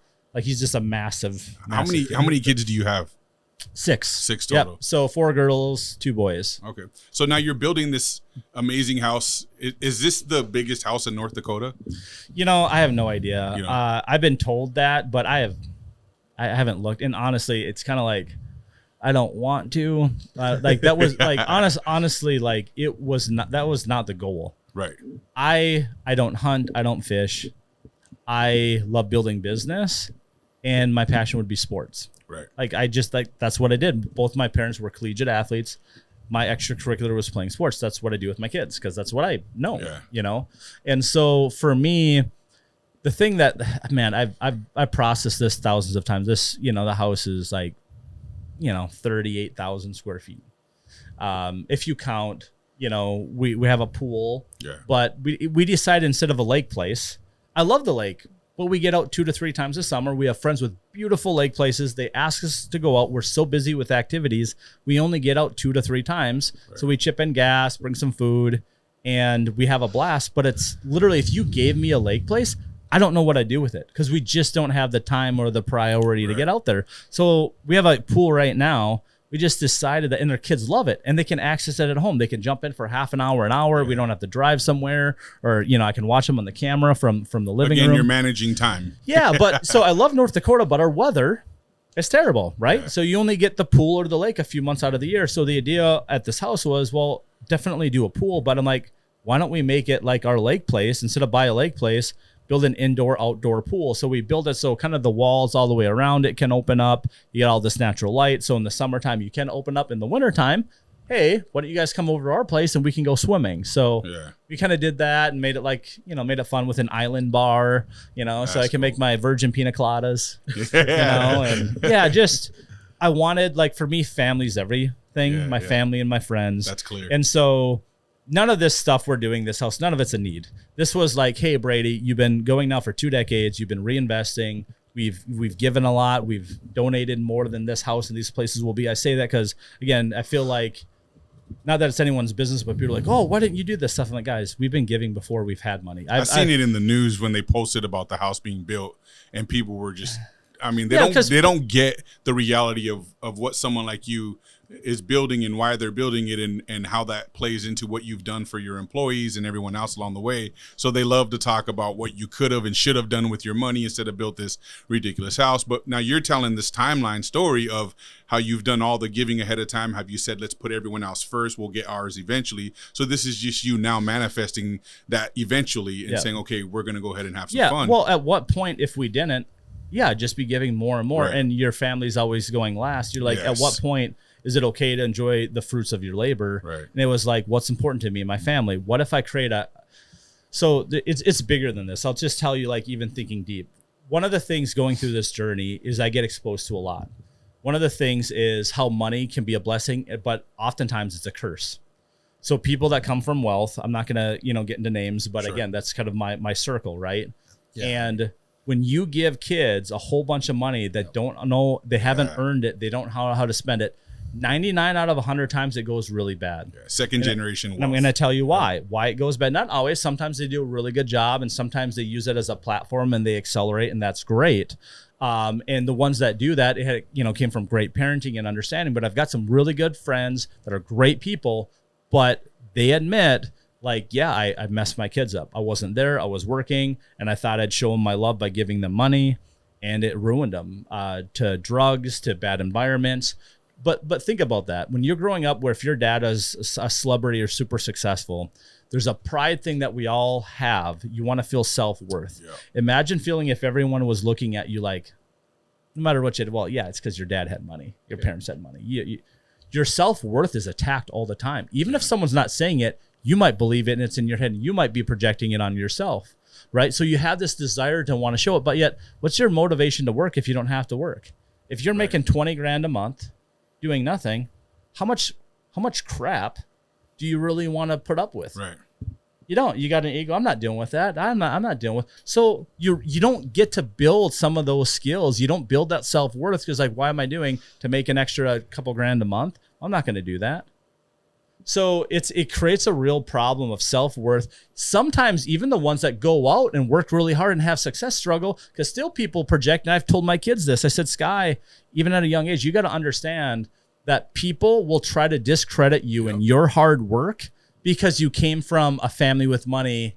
And now that we're building a house, a gym, well, you're only good because you've got a gym. Well, she didn't have it growing up, but you still have to put the work in. Right. You still have to go and train. Maybe she now had better access. There's some truth, but the work still had to be done. Correct. And should that not be what we do for our children, is put them in a better position for success? Right. So it's so funny how we root for people up until they have success, and then we want to tear them down. It's wild. And so I tell that because not only myself, but there's this community is so giving, and you don't even realize it because if they do announce it, they get attacked for, oh, you're showboating. Look at you, you're giving money. They don't give it. People think they're not giving. Well, why don't you give? And why don't you do this? I'm like, trust me, the poor. The families and the wealthy families in this community, 90% of all the stuff that's being funded, 95% of nonprofit money comes from individual big donors. It's not the small stuff. It's people that are, which is great, but it's a catch-22. Even for me, I've given where it's completely anonymous. We're talking like cash in an envelope. They don't even know. I didn't want them to know. I've given where they've known. I've given where it's been more public. I've given where it hasn't been public. I've been sometimes where I didn't want to be known. I've been asked, Brady, we want to share that you're giving because you're young, you're an entrepreneur, you have a name, because it's going to drive other people to give. I'm like, I'm not doing this. I'm not trying to get recognition, but they specifically asked me to because they wanted to rally other young people behind this cause. I'm like, okay, I've done it where we've done matches. And I'm saying this, like I've done this, but lots of people in this community do that stuff. And sometimes it's entrepreneurs or doctors or lawyers or people that inherited money. And so it's that I hate that eat the rich mentality because trust me, these people, and you feel defenseless because you get into it. Well, you saw kind of what happened on the house. And I just said, I know, PR 101 says don't respond. And I was just like, heck with it. I'm going to do it anyways. And I thought it was a good response though, too. It was, you broke it down nicely and your sarcasm was pretty comedic too. So I enjoyed it, man. Well, at some point you just want people to realize it's real people. I think some people get online and realize I'm just going to say whatever. Oh, yeah. I think this house is ugly. Like, noted. Yeah. I'm like, I just wanted like a steel building. If it was up to me, I just figured my wife and neighbors would be mad. Like, what do you want me to say to that? Like, oh, I'm sorry. I'm like, well, yeah. The thing that made me mad about the news article was when they were sharing, initially they took it down, but the floor plans of the house. Yeah. Because like, you didn't talk to me. This was never going to be a positive article. Rich guy builds a big house. That's not. You told me they were going to do this in advance too. Yeah, I mean, it's just what happens. You knew they were going to attack you as soon as they could. And so it's like, how about the headline should have been? And I talked to him about this. Kid that grew up from North Dakota teachers in a trailer home, took a risk, dropped out of college, worked really, really hard using credit cards, doing prac studies. They grinded out. These North Dakota kids made money, paid out more than $10 million in bonuses to employees. We donated more than the value of this house community before we even had this type of money. Decided to permanently put his roots here because that's what that house is. I'm never being able to move, right? I could sell the house for 25 cents on the dollar, right? It's a permanent house. We deliberately did this. Instead of moving to Florida or California, whatever place, that would have been a story worth telling. Saying, oh, wow, like this is a story to inspire people. Said, I'm going to continue to invest into our community. Yeah. We built a national company across North America, but I'm staying in Fargo because I love this community. I love the people, and I'm going to invest into this community. It's where I want to raise my family. I can vacation other places a couple times a year. That's awesome. That's great. Like that would have been like, hey, a positive story other than rich guy builds big house and turns out, what do you think people are going to say? Why don't you donate this? And this is ridiculous. I mean, it was set up just to be horrible from the get-go. But listen, that happens to people all the time. Yeah. To entrepreneurs and business people, that are getting torn down, that are the people taking risks and investing, and you guys are there too all the time. Yep. And so for me, I love helping nonprofits. I love helping businesses. And, now it's kind of transitioning into, hey, how can I be a really good dad while my kids are little? be a good husband. I'm still investing in these businesses that are kind of growing on the backside. I've got leaders running them, but I'm not in them on a daily basis. So it's high level strategic planning. I'm helping with capital, helping with relationships. If an escalation issue, I'll try to help solve that, but I'm not checking in every day. Right. And so now one of the big things I'm excited about was helping with the kids' new school, Capstone Classical Academy, which is a Christian school, because I just feel like, okay, as a Christian, right, that grew up in that environment, I think often we can say that, but not put a lot of action behind it. So big thing for me, kind of like going back to the employees and my wife saying, I can tell you I care about you, but do I show you? So this was me calling myself out, which I try to do all the time, of saying, Brady, you say you're a Christian. Yep. So you believe that, there's a God. You believe that he sent his son, Jesus Christ, that he died on the cross. You believe that he was resurrected. And because of that, there's a path through heaven, not by what we do, but what he did. Yep, I believe that. Okay. How do you live your life? Yeah. You can say that, but how are you living your life, Brady? You say this, okay, you go to church. What else are you doing? And so it's always trying to find ways, even though there's nothing we can do. We're always going to fall short. Yep. We're all hypocrites to varying degrees. I'm really trying hard to fix that. Even though I know I'm going to fall short, I'm not using it as a cop-out or excuse to not try to be a good dad, to not try to lead my family, to not try to love on people that might not love you back. Right. And I'm not telling to be a pushover, but we still got to, love our enemies, and like, what are you going to do about it? And so when I saw this place for a school that was going to teach kids in a classical way, which I think is a better educational way, but teach them to understand the Bible, not to say I'm a Christian because my parents bring me to church, but they actually understand the Bible. Yeah. That they can actually, Sky's read the Quran. Reading other religions, understanding history, and being able to talk about faith to you. If Sky was in here, she would blow your mind, because she blows my mind. Right? That's I'm awesome. Like, I got to up my game. She knows what she's talking about, and not just kind of generalities. And so when I think about where the world's going, I'm like, you know what? We need more, educated people that are confident, that can have a conversation, that can debate with love and stand up for these values, not just because my dad told me. Because I've studied it, and I was taught to think. I was taught to research. I was taught to read. I was taught to really think holistically and have my own independent thoughts. So I love that. I'm like, what can that school do when you're pumping out kids with those types of values, not judging people, but also willing to speak truth and understand it, to be bold. So for me, when I look at the multiplication effect, if you're trying to how do we change this world? Well, there's that saying, and I'm gonna butcher this, but it's like, if you want to change the world, you first got to change yourself. Yeah. Then you got to change your household. You got to change your family. You got to change your kids. Change your kids, then you got to go and you got to change your community. Yeah. Change your community, you can change your state. You can change your region. You do all this, now you can change the country. Now you can change the world. And so it's kind of like you got to get your things in order. And so for me, how I live, we're never guaranteed tomorrow. I want my kids to be like, man, our dad was present. You might be sick of me preaching, because I'm always preaching to them in something, right? Whether it's sports or whatever, but be a good person. Don't lie. This changes your whole life. Yeah. No one wants to work with someone that's a liar. Do you want to work for someone that's a liar? No. Do you want to hire someone that's a liar? Yeah. Do you want to be married to someone that's a liar? You don't want to be friends with someone that's a liar. So don't lie. It's never going to help you. If you got a lying problem, figure it out and stop, because it will only make your life worse. Who do you want to be friends with? Well, someone that's nice. Okay. Who do you want to work for? Do you want them to be nice? Yeah, I want to work for someone that's nice. Okay. Do you want to be married to someone that's nice? Well, yeah, someone that's nice. You want to be friends with someone that's nice? So be nice. Don't be a jerk. Yeah. Being mean is never going to help you in life. Whether you're the entrepreneur or you're the worker, the husband, the wife, the parent, the coach. So what I've realized is those common skills. Don't lie. Be nice. Be accountable, be resilient, have empathy. Those values will help you in anything you want to do in life. Mother, father, entrepreneur, business person. So I'm like, learn these core values. I'm not here to tell anyone what they're supposed to do with their life, because I truly believe God made us all different. God made some of you guys to be trainers. Yeah. So God made you to be a recruiter. God made you to be a teacher, a coach, a father, a husband, a wife, a teacher. So it's not about you have to have $1 million dreams. I believe it's really finding what's God's purpose for you. When you find that, that's where you're fulfilled.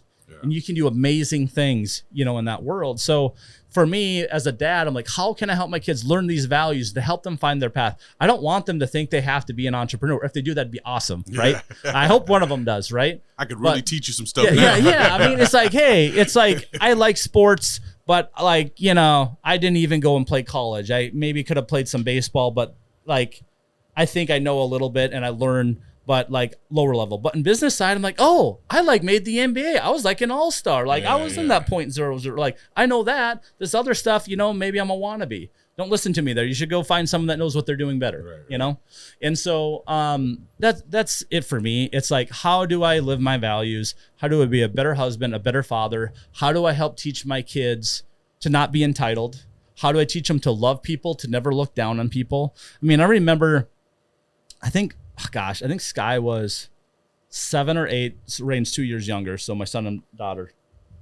And we're driving by, they were asking me about business, and they realized, oh, you work at B&G? Oh, you're the CEO, or you own B&G? I'm like, yeah, oh, you're the boss. And they started giggling. They're in the back seat of the car, right? They're giggling.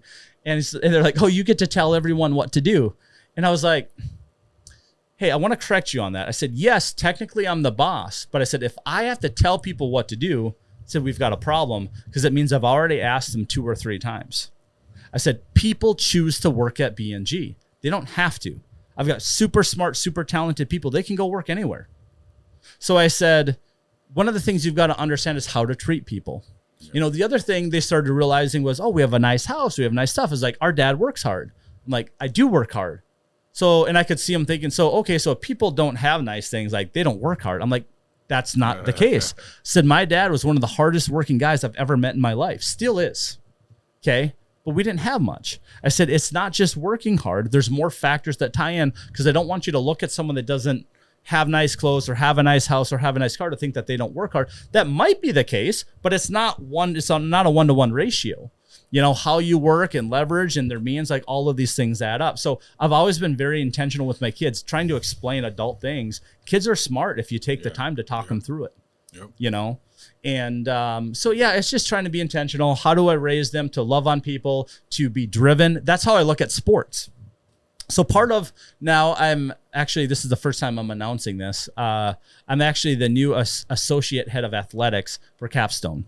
Oh, wow. And people are like, what are you doing? They're all laughing I'm going backwards. You've got all these businesses. I'm like, no, I'm not doing it. I'm not getting paid. I'm helping the school out. This school is a startup school. Everything's people donating money and resources and time. So I am honored to get to play a part. And I feel like I was specifically made for this, being it's a startup, which means it's messy, it's scrappy.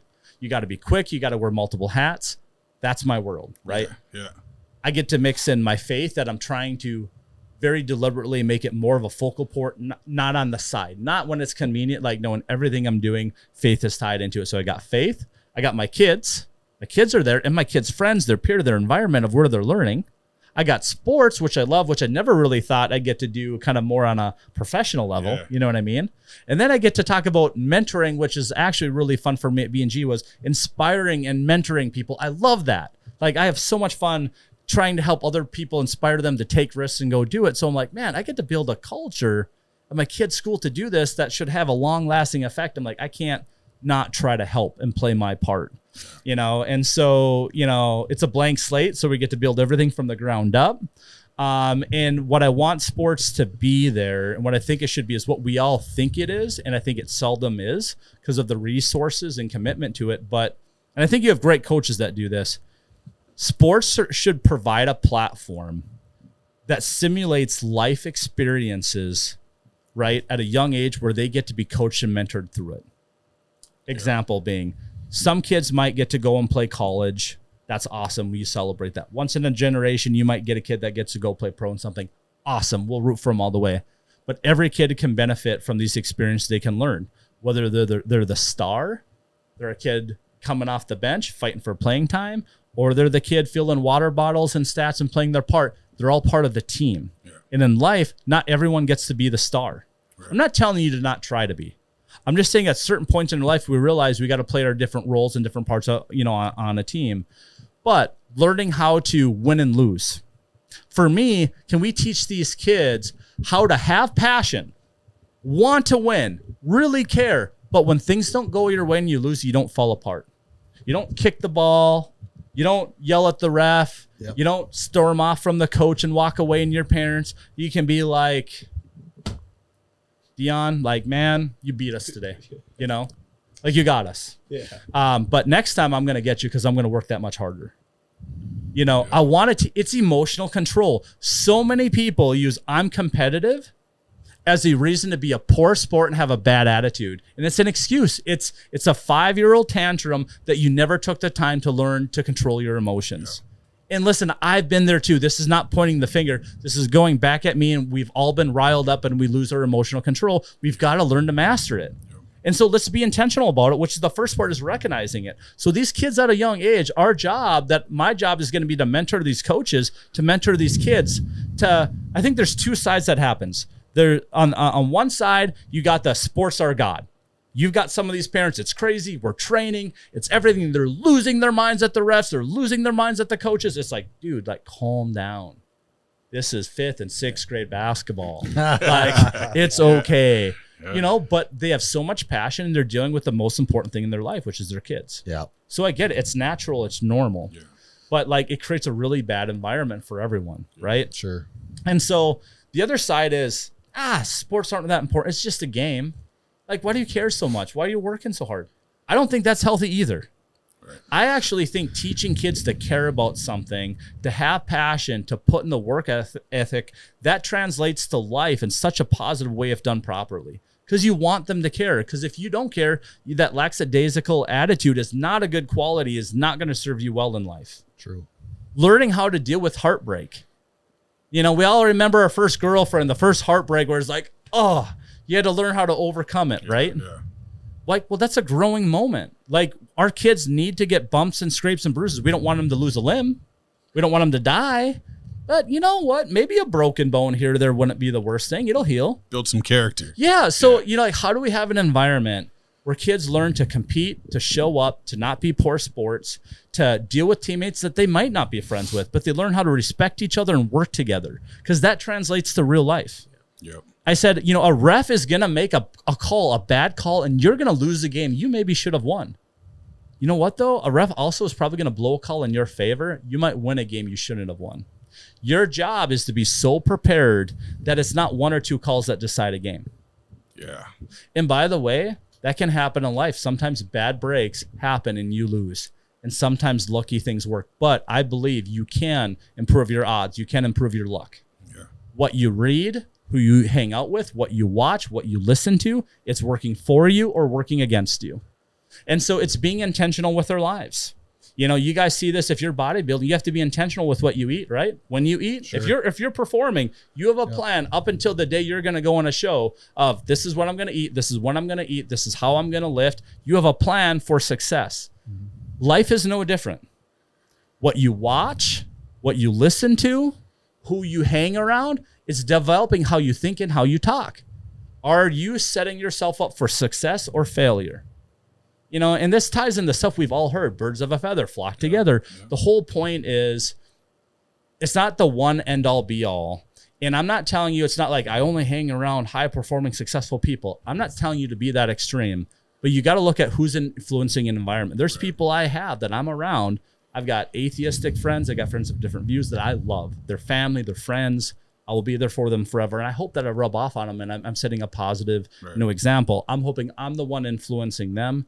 They're not the one influencing me, right? Yep. It's kind of the same thing. I talk to my kids, you know, like Sky, where's she going to go to college? Does she go to a strong Christian school? Is she getting poured into it? Is she, you know, growing and learning? Or do you go to a school where you go to an NDSU and you set up the prayer group and you're the light in a place? Yep. There's no right or wrong answer. I think it comes down to the kid, the situation, and following it. But I think in life's the same way. You know, we got family and friends. When are you influencing them in a positive way? Or when do you got to cut it off because it's like, you're hurting me and my family? Yep. Yeah. There's always context to this stuff. It's not black and white. But I think being aware of it and recognizing these things matter.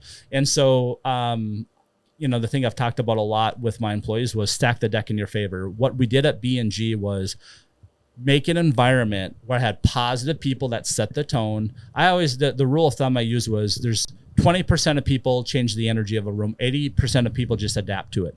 10% of the people can walk into a room and suck the life out of a room. It's, you could have, hey Brady, we want to treat you. We got a bunch of ice cream and snacks here. We got vanilla and we got chocolate and we got, M&Ms and Reese's Pieces. And the negative person would be like, you don't have cookies and cream? Like, man, that like, you focus on the one thing we don't have. Yeah. Right? I'm giving you free stuff as like a thank you, and that's what you're looking at. But there's people, that's the way their mind works. Yep. Right? It's you give them time off and now they have to go do yard work because I don't have to work. Now I got to go do yard work. What are you doing? Like, they can always find the negative. There's people like my wife that can walk into a room and the energy it picks up. She's funny, she's hilarious. Everything's more fun when she's there.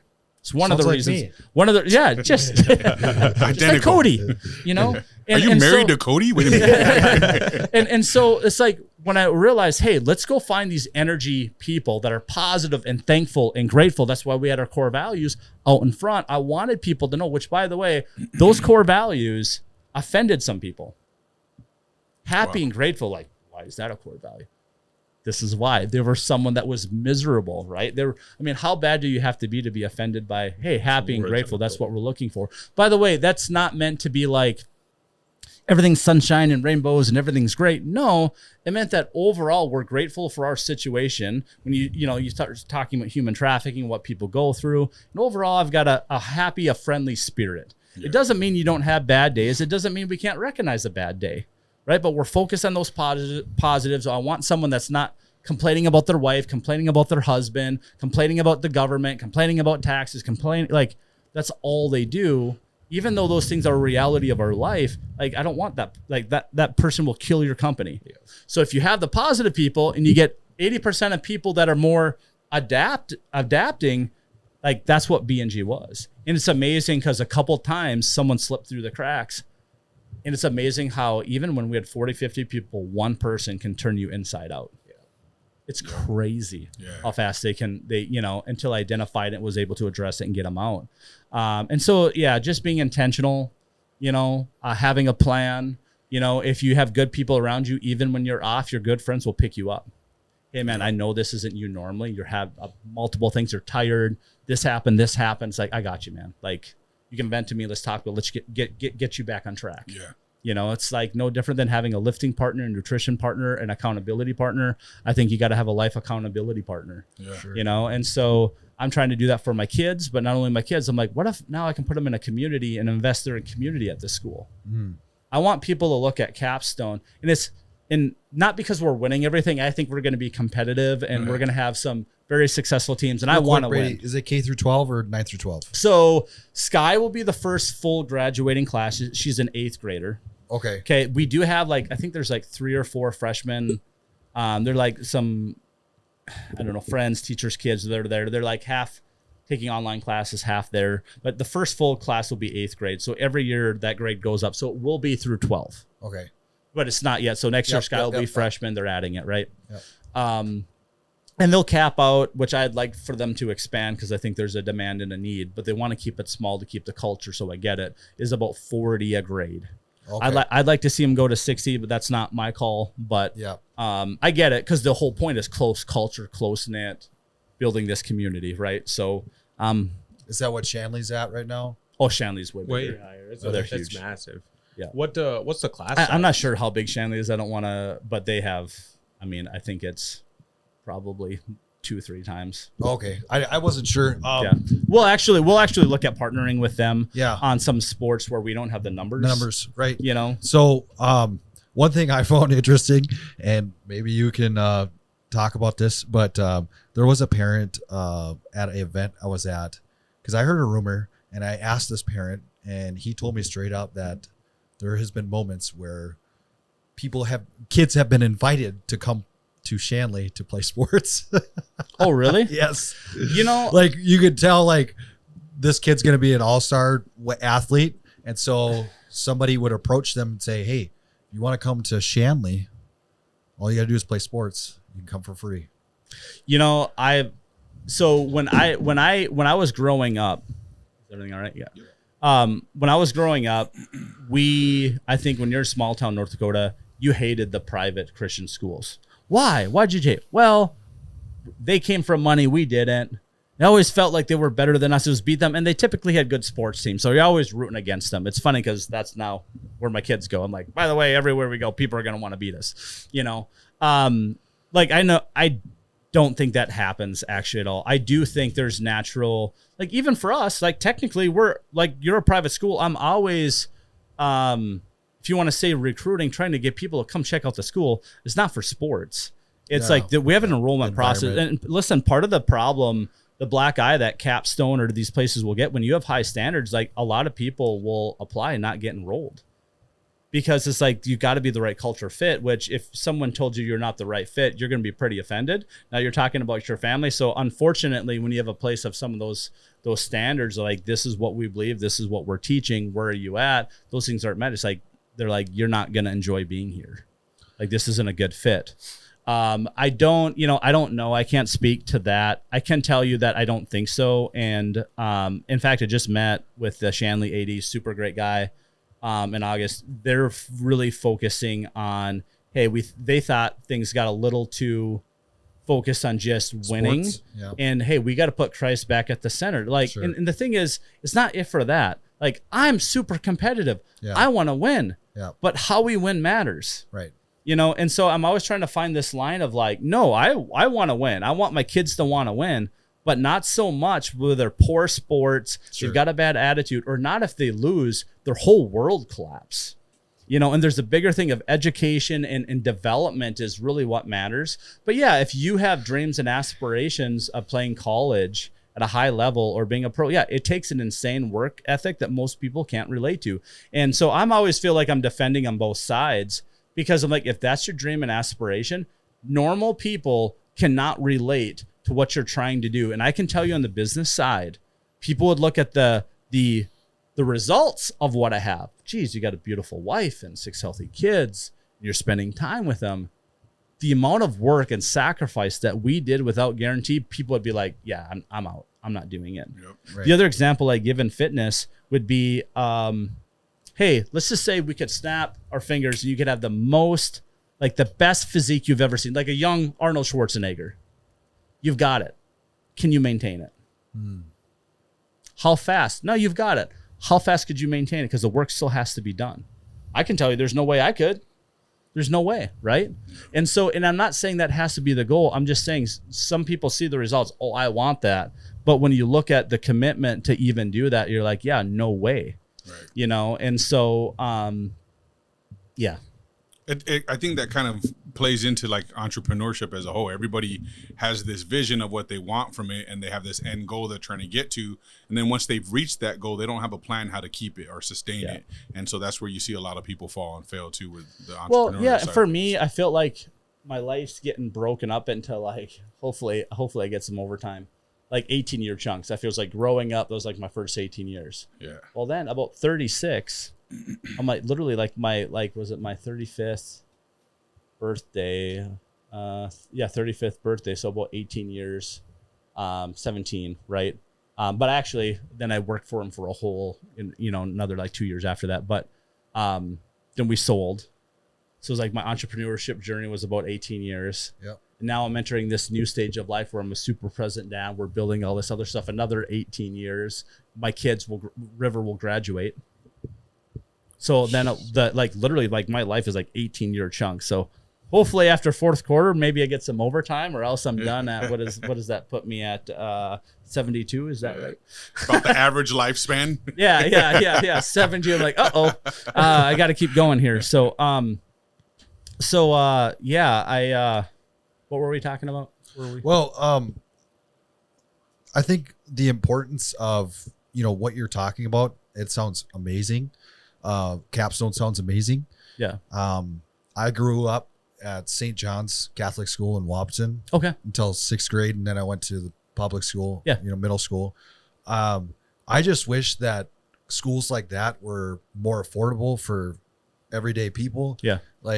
Because we've been talking about this a long time about society today is failing children on how they're being raised and taught. Yeah. And some of the stuff that they're seeing in schools and taught in schools, especially after COVID. Yeah. I mean, I've talked to these guys, like it's hard nowadays to try to get kids to pass the ASVAB to join the military. Yeah. Because they just can't. They can't pass. They're scoring super so low. that's the one thing. That's just my only gripe with schools like that. I just wish we had more of them that were affordable to everyday people. So I agree with you. So one of the things, and I know the other schools do this. I don't know exactly where they're at, but for example, at Capstone, we're raising a bunch of money October 12th. In fact, if you guys want to come and join me, I got a table. But we're raising money for the Golden Griffin Fund. A lot of families are subsidized because the whole point is we don't want it to be the who's who. We don't want it to be just the rich kids. So there are a lot of families, even right now, that are not paying or paying very little going to the school. Sure. So, and there's stuff that, I can tell you I'm doing, but there's a lot of other families like I was telling you about. Right. We're talking about, we've donated like millions of dollars Sure. to build a school, but then to also, we're trying to build essentially an endowment fund, the Golden Griffin. So all the time we can have lots of scholarship kids. So that does happen.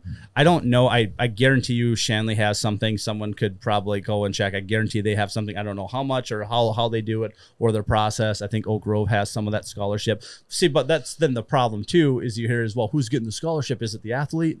So, so you hear this stuff of going through, I know at Capstone, it's a financial need. They go through a process of where you're at, you're fitting the right values, and we're trying to support. So for me, a big part for me, my motivation of still building business and going is, Brady, if you don't need the money, there's people that do. And if I can support things like that, so there's families that want to go, that can't afford it, that they can go if they want to be a part of that environment. Right. Yep. So, and that's a responsibility that I realized a long time ago, because there's people, Brady, why don't you just step back, put it into a CD, put into, some cash flow and do nothing. I'm like, I don't think God blessed me so Brady Nash can just sit back and check out and sit around and watch TV and go on vacations. Like it's not fulfilling. Well, I think you are kind of like a miniature version of what Elon Musk is to society, right? Because Elon Musk bought X, created this open platform, allowed people to communicate, not suppressed, where now you are helping to build this other society in our community that's giving these kids a chance.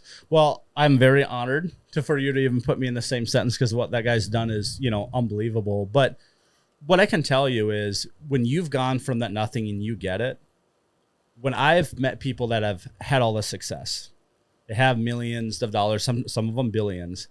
If they don't have Christ in their life, they're still looking. And the reason that is I believe God made us with a God-sized hole that only he can fill. Drugs, sex, and rock and roll are all temporary hits. And I can tell you, even business success. I mean, there's actually a video. Have you seen the one with Tom Brady? I feel like I've talked with you years ago about this, John. There's a video of Tom Brady. It's a super popular one. I think it's after he won his third Super Bowl, third or fourth. And they're interviewing him, right? So here's a guy, by our standards, has achieved everything, right? Super Bowl winning quarterback, good looking guy, girls want him, married to a supermodel, multimillionaire. He has he's on the Mount Rushmore of success, of everything that we're told is so supposed to be success. And he's sitting there, they're asking him, they're like, so, what's going on? What are you doing? And, how do you feel? He's like, I've done this. I've accomplished this. The guy's like, what's next? He's like, I don't know, but there has to be more. I'm just asking God. He's like, there has to be more to this than this, to life. And the interviewer's like, well, what do you think it is? He's like, I don't know. And it just breaks my heart, because I know that that's the God-sized void that he made us with. So we're always searching for him. And by the way, it doesn't mean just because you're a Christian or you have faith that you're not going to have bad days and bad things. In fact, God never promises that. He just says he'll be with you. Right. So when I learned, when you have that, I don't do any of this stuff because there's nothing I can do to earn my way or to grace. I do it because I want to. And I feel like it's a responsibility, and I'm thankful for. And even though I know I'll fall short, it's like one day I envision, seeing God. It's like, man, I knew I fell short. I knew the only reason here is because Jesus died for me. But man, I tried. I knew I fell short, but I was constantly, I never used that as a cop-out to raise my kids right, to love and serve you, to love others, and try to make an impact. Whether I got one more year or 50 more years, whatever that is, it's all temporary. So when you start looking at life that way, and I've been able to feel like I can do what I want, I can buy what I want, yeah, it's not fulfilling at all. It's nice. I can solve a lot of problems. There's a lot of problems that people are dealing with financially. Yes, I can solve that. And that is nice and helpful. But it does create other problems. Family dynamics, friends dynamics. I don't go out in the public. You've noticed I don't do a lot of these. I get asked to go on shows all the time. And the reason I don't is like, when you do, you get asked more and more to do stuff. It takes away from my family. If I go to a gala and you just get asked more and more, and it doesn't end. And you feel like you're like an ATM that the only thing people want from you is money.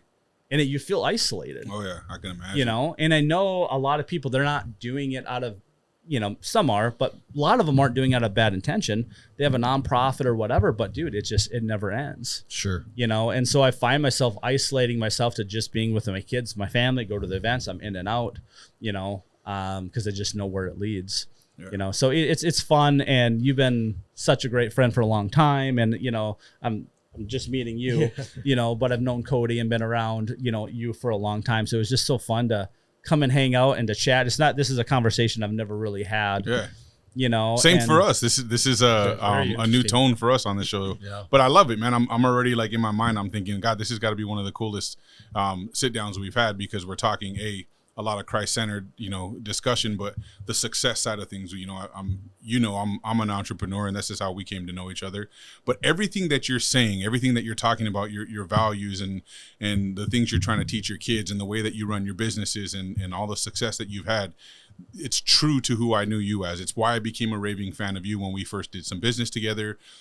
You own everything that you discuss and talk about. There's nothing fraudulent about the things you're saying here. And it's not like I've won the game and now I've got all the success and all this money, so now I want to pretend to be this good person. This is who you were en route to where you're at today. And I commend you for that, because it's admirable.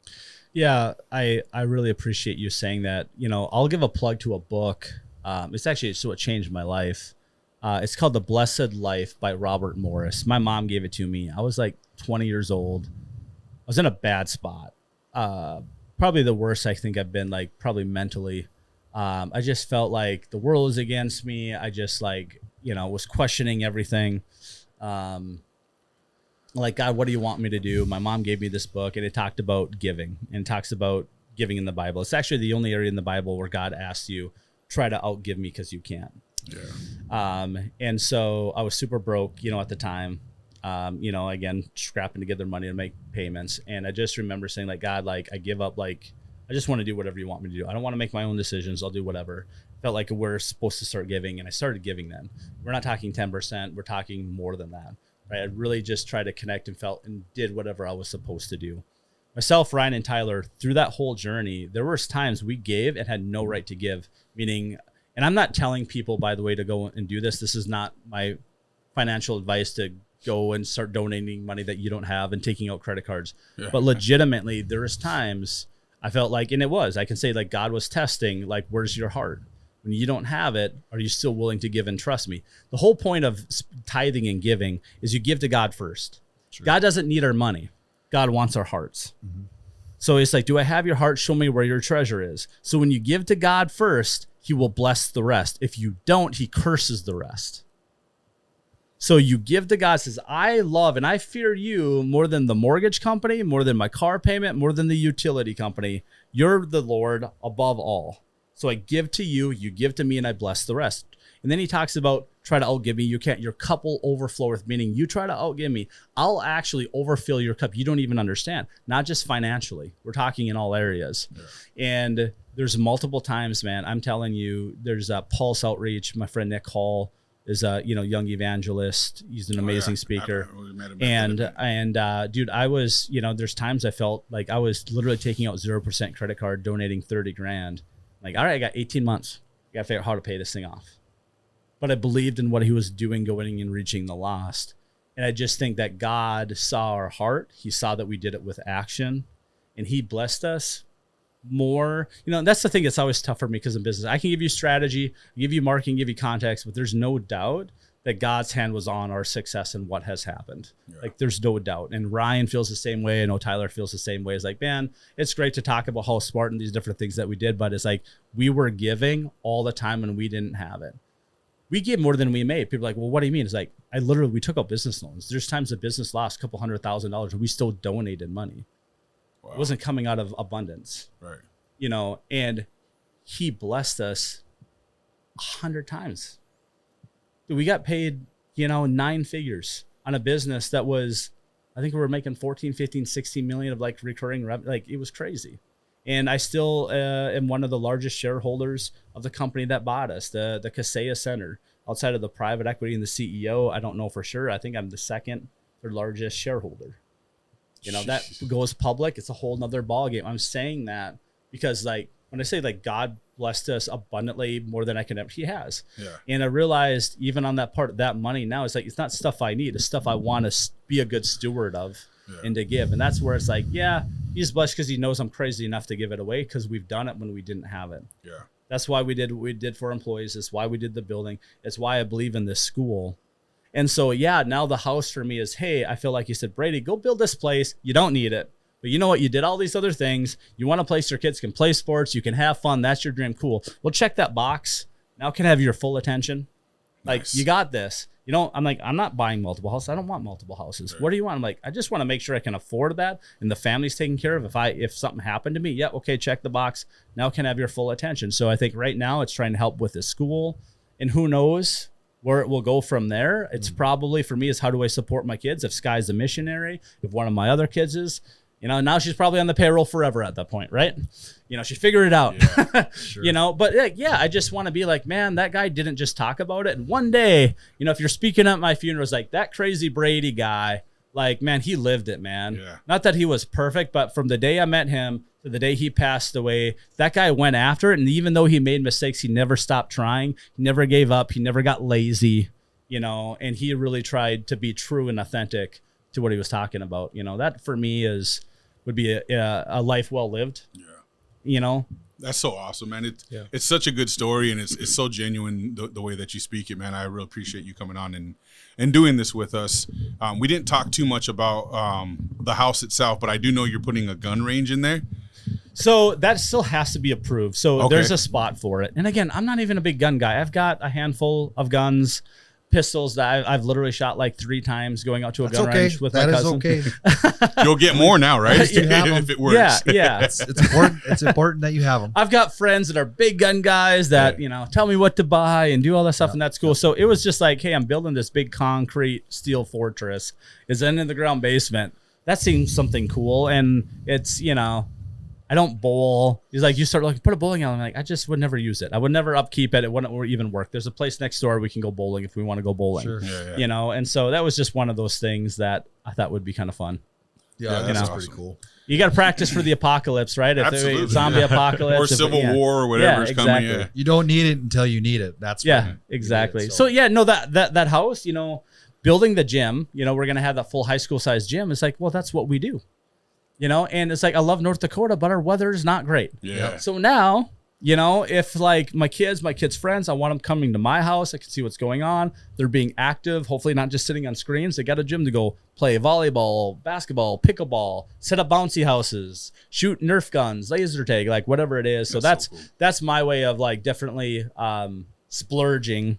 Right, is doing that. Yeah. That's nice. Go play inside. Yeah. I mean, think of the money. I mean, the problem, the legitimate problem is we're like, how are we gonna find the kids in this house? Yeah. We got to get like those little gizmo watches, and I got like a screen of like the Pac-Man dots that they're running around. Do the Find My Phone just to locate your kids in the house. Like, where are they? I don't know.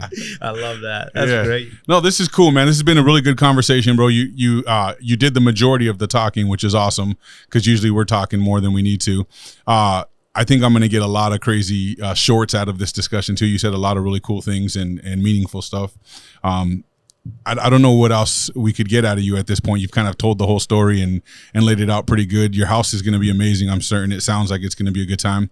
Your kids are blessed. You're blessed. Everything that you're creating and building is like the dream of what I think everyone wants to accomplish at some point. You were just more, as you say, intentional about getting there. So that's awesome, man. I commend you, and as a friend, I appreciate your example that you set forth. So, yeah, you're doing the real work, brother. Me, and I'm sure we'll, do it again, and we'll definitely, if you guys want to go through, and probably no cameras. I'm not trying to. It's one of those things. So I'll bring some family and friends if you guys want to go through it and show you. It'll be fun. We'll have a good time. How about B&G? Maybe one day we can go through there with some cameras for a tour. Yeah, that'd be cool. Yeah, absolutely. I did have one quick question. So this is something a lot of people deal with, and obviously you're married, so you found somebody who is willing to put up with you. Yeah. And yeah. not you specifically, but in general. No, yeah. When did you? At what age did you meet your wife? Is what I was wondering, because obviously you're putting in a lot of risk. Yeah. Something that maybe. So yeah, I was so burnt at the time. I felt like in some previous relationships, I was doing everything I could to bend over. I was kind of jaded. I was honestly not even looking. I was so like, I'm going to prove everyone wrong. Nothing's going to get my way. I'm going to go. I wasn't even going out that much at that point in my life. I married when I was 23. So it was like 22. Okay. I think it was 20, 21, 22. I met Brandy. Her second semester of her junior year. We were out at the hub. So we did the hub. Remember the hub? They had like 7 different bars. My favorite bar, dude. So we cool did all the back then. point of sale stations there, which I believe it was like it was the 3rd largest install in the nation for point of sale systems. wow. I bet. Because they had so many different. businesses. Yeah. So one of my high school buddies was coming to town, like one of my best friends from high school. Hadn't seen him in a long time. Got to go to the hub. We did all the payments, the point of sale there. So we're out there. And actually, do you know Derek Brandenburg? I do. Yeah. You know Derek, Yeah. yeah. So He was a recruiter. my wife, my wife went to school with him from kindergarten through graduation. Okay. So they were like childhood friends. Yep. And he was coming back from Iraq.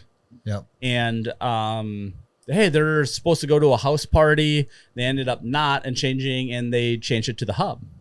And so Brandy didn't have her money with her because she thought she was going to a house party. So I was out there to hang out with my buddy Corey. She's going to be embarrassed, but it's a true story. She was a little intoxicated. Yeah. And she came up to me. I'd never met her before. It's like, you look like a guy with money. And she's just like, can I borrow $20? I don't have this. And I was being, a smart aleck. And we did check collections. So she's like, I'll write you a check and this. And I'm just messing with her at this point. I'm just like, you realize out of everyone in this entire place you could have asked, like, I run a check collections business. If this check bounces, I'm like, I'm going to collect. She's like, oh, no, it's good. It's good. I'm just messing with her. The thing, why that is so important, because she wrote that check. I was giving her a hard time. That was it. Like, I'll be honest, I wasn't that interested at the time. It was like, whatever, this is girls, a little intoxicated, whatever, moved on. Well, she had a carbon copy. She had my name on the check. So later, she goes back with Derek and all the friends or whatever. The next day, she's like, oh, man, who's that guy? She said, there's this cute guy that gave me some money and I feel so stupid. And she looked me up on Facebook, which I only had because my previous girlfriend literally made me the account. I really wasn't even using it. She had created me an account. And she messaged me and said, hey, you're so nice. I'm so sorry if I was so forward, but that was really nice of you, for giving me the money. I'm like, yeah, no problem. Like, that was it. Yeah, maybe I'll see you around.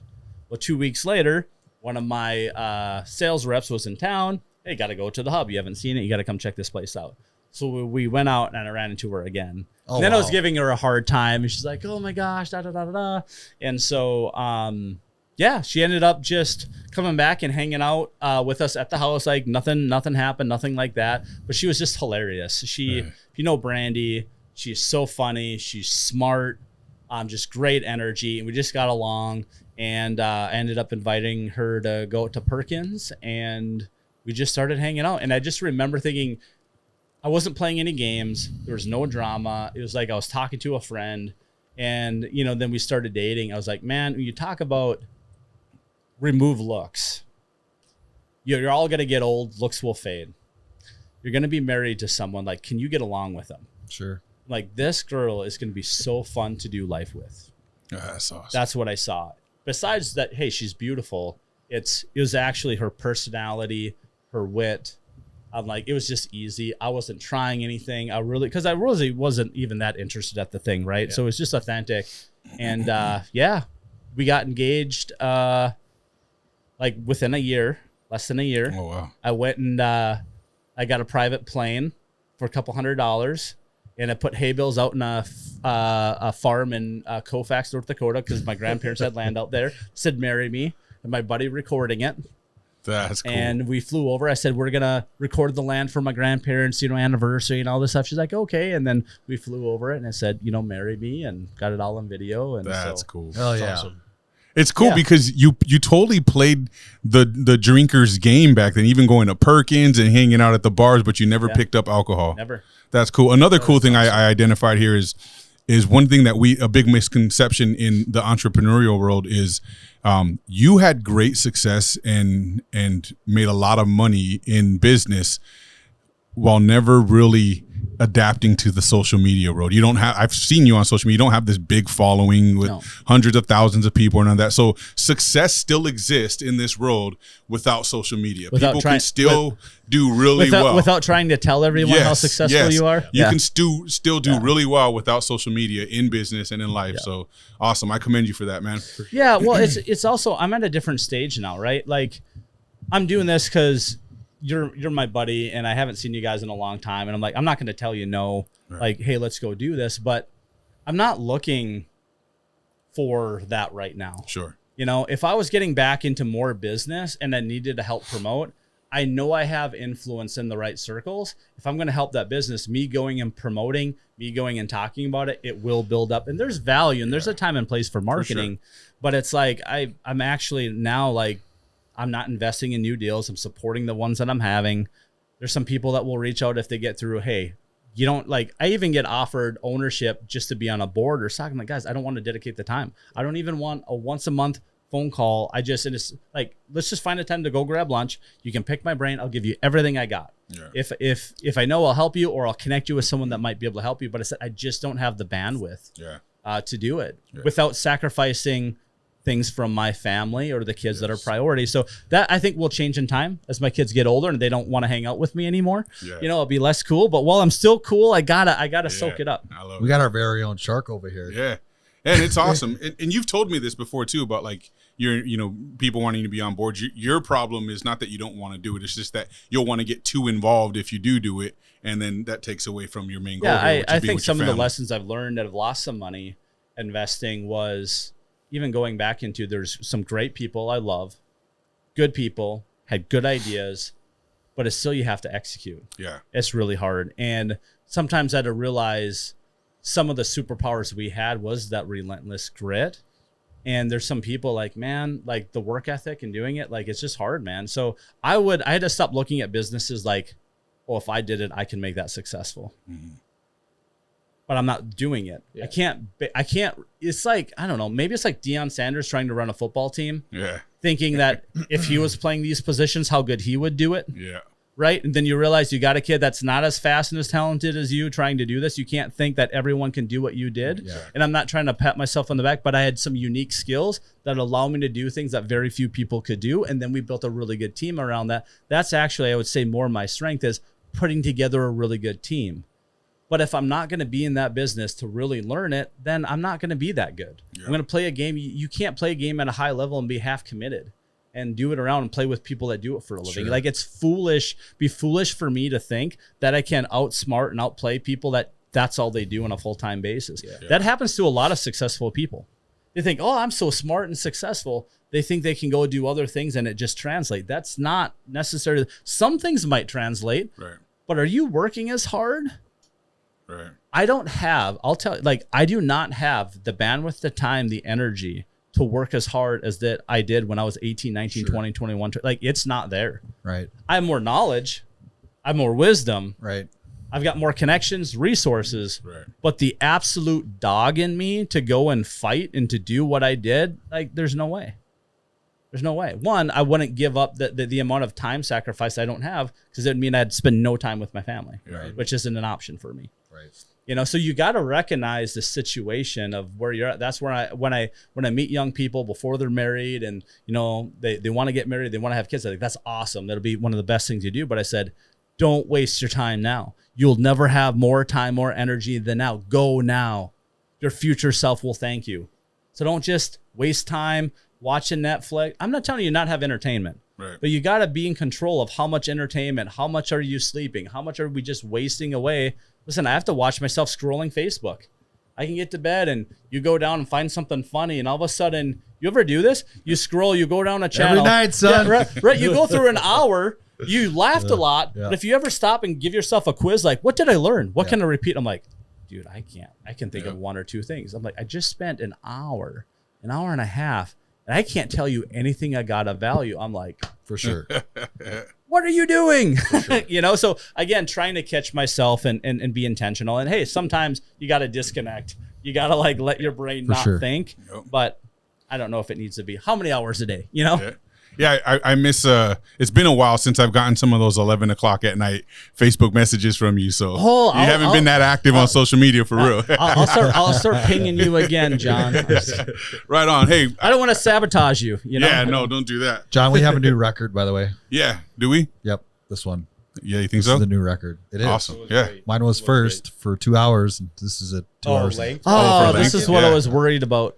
Yeah, that was a quick 2 hours too, It went man. really fast. Yeah, man, I appreciate you so much, Brady. Yeah, we do. Everything, not just you coming here, but just everything you do in general for this community, man. It's super inspirational, and I hope we can live up to even just a bit and piece of that you've done. So, Hey man, I appreciate you guys and everything that you guys are doing. Because seriously, communities are made up of a lot of different people that play different parts. Sure. So I'm we're excited putting our to call you best foot guys forward. friends That's for and sure, man. Appreciate you. Right on, guys. Well, hey, I appreciate everyone checking us out. Don't forget to like, subscribe, share the channel. Tell your friends about us. Don't tell your friends about us. Talk good, talk bad. Doesn't really matter as long as you're talking about us. Peace.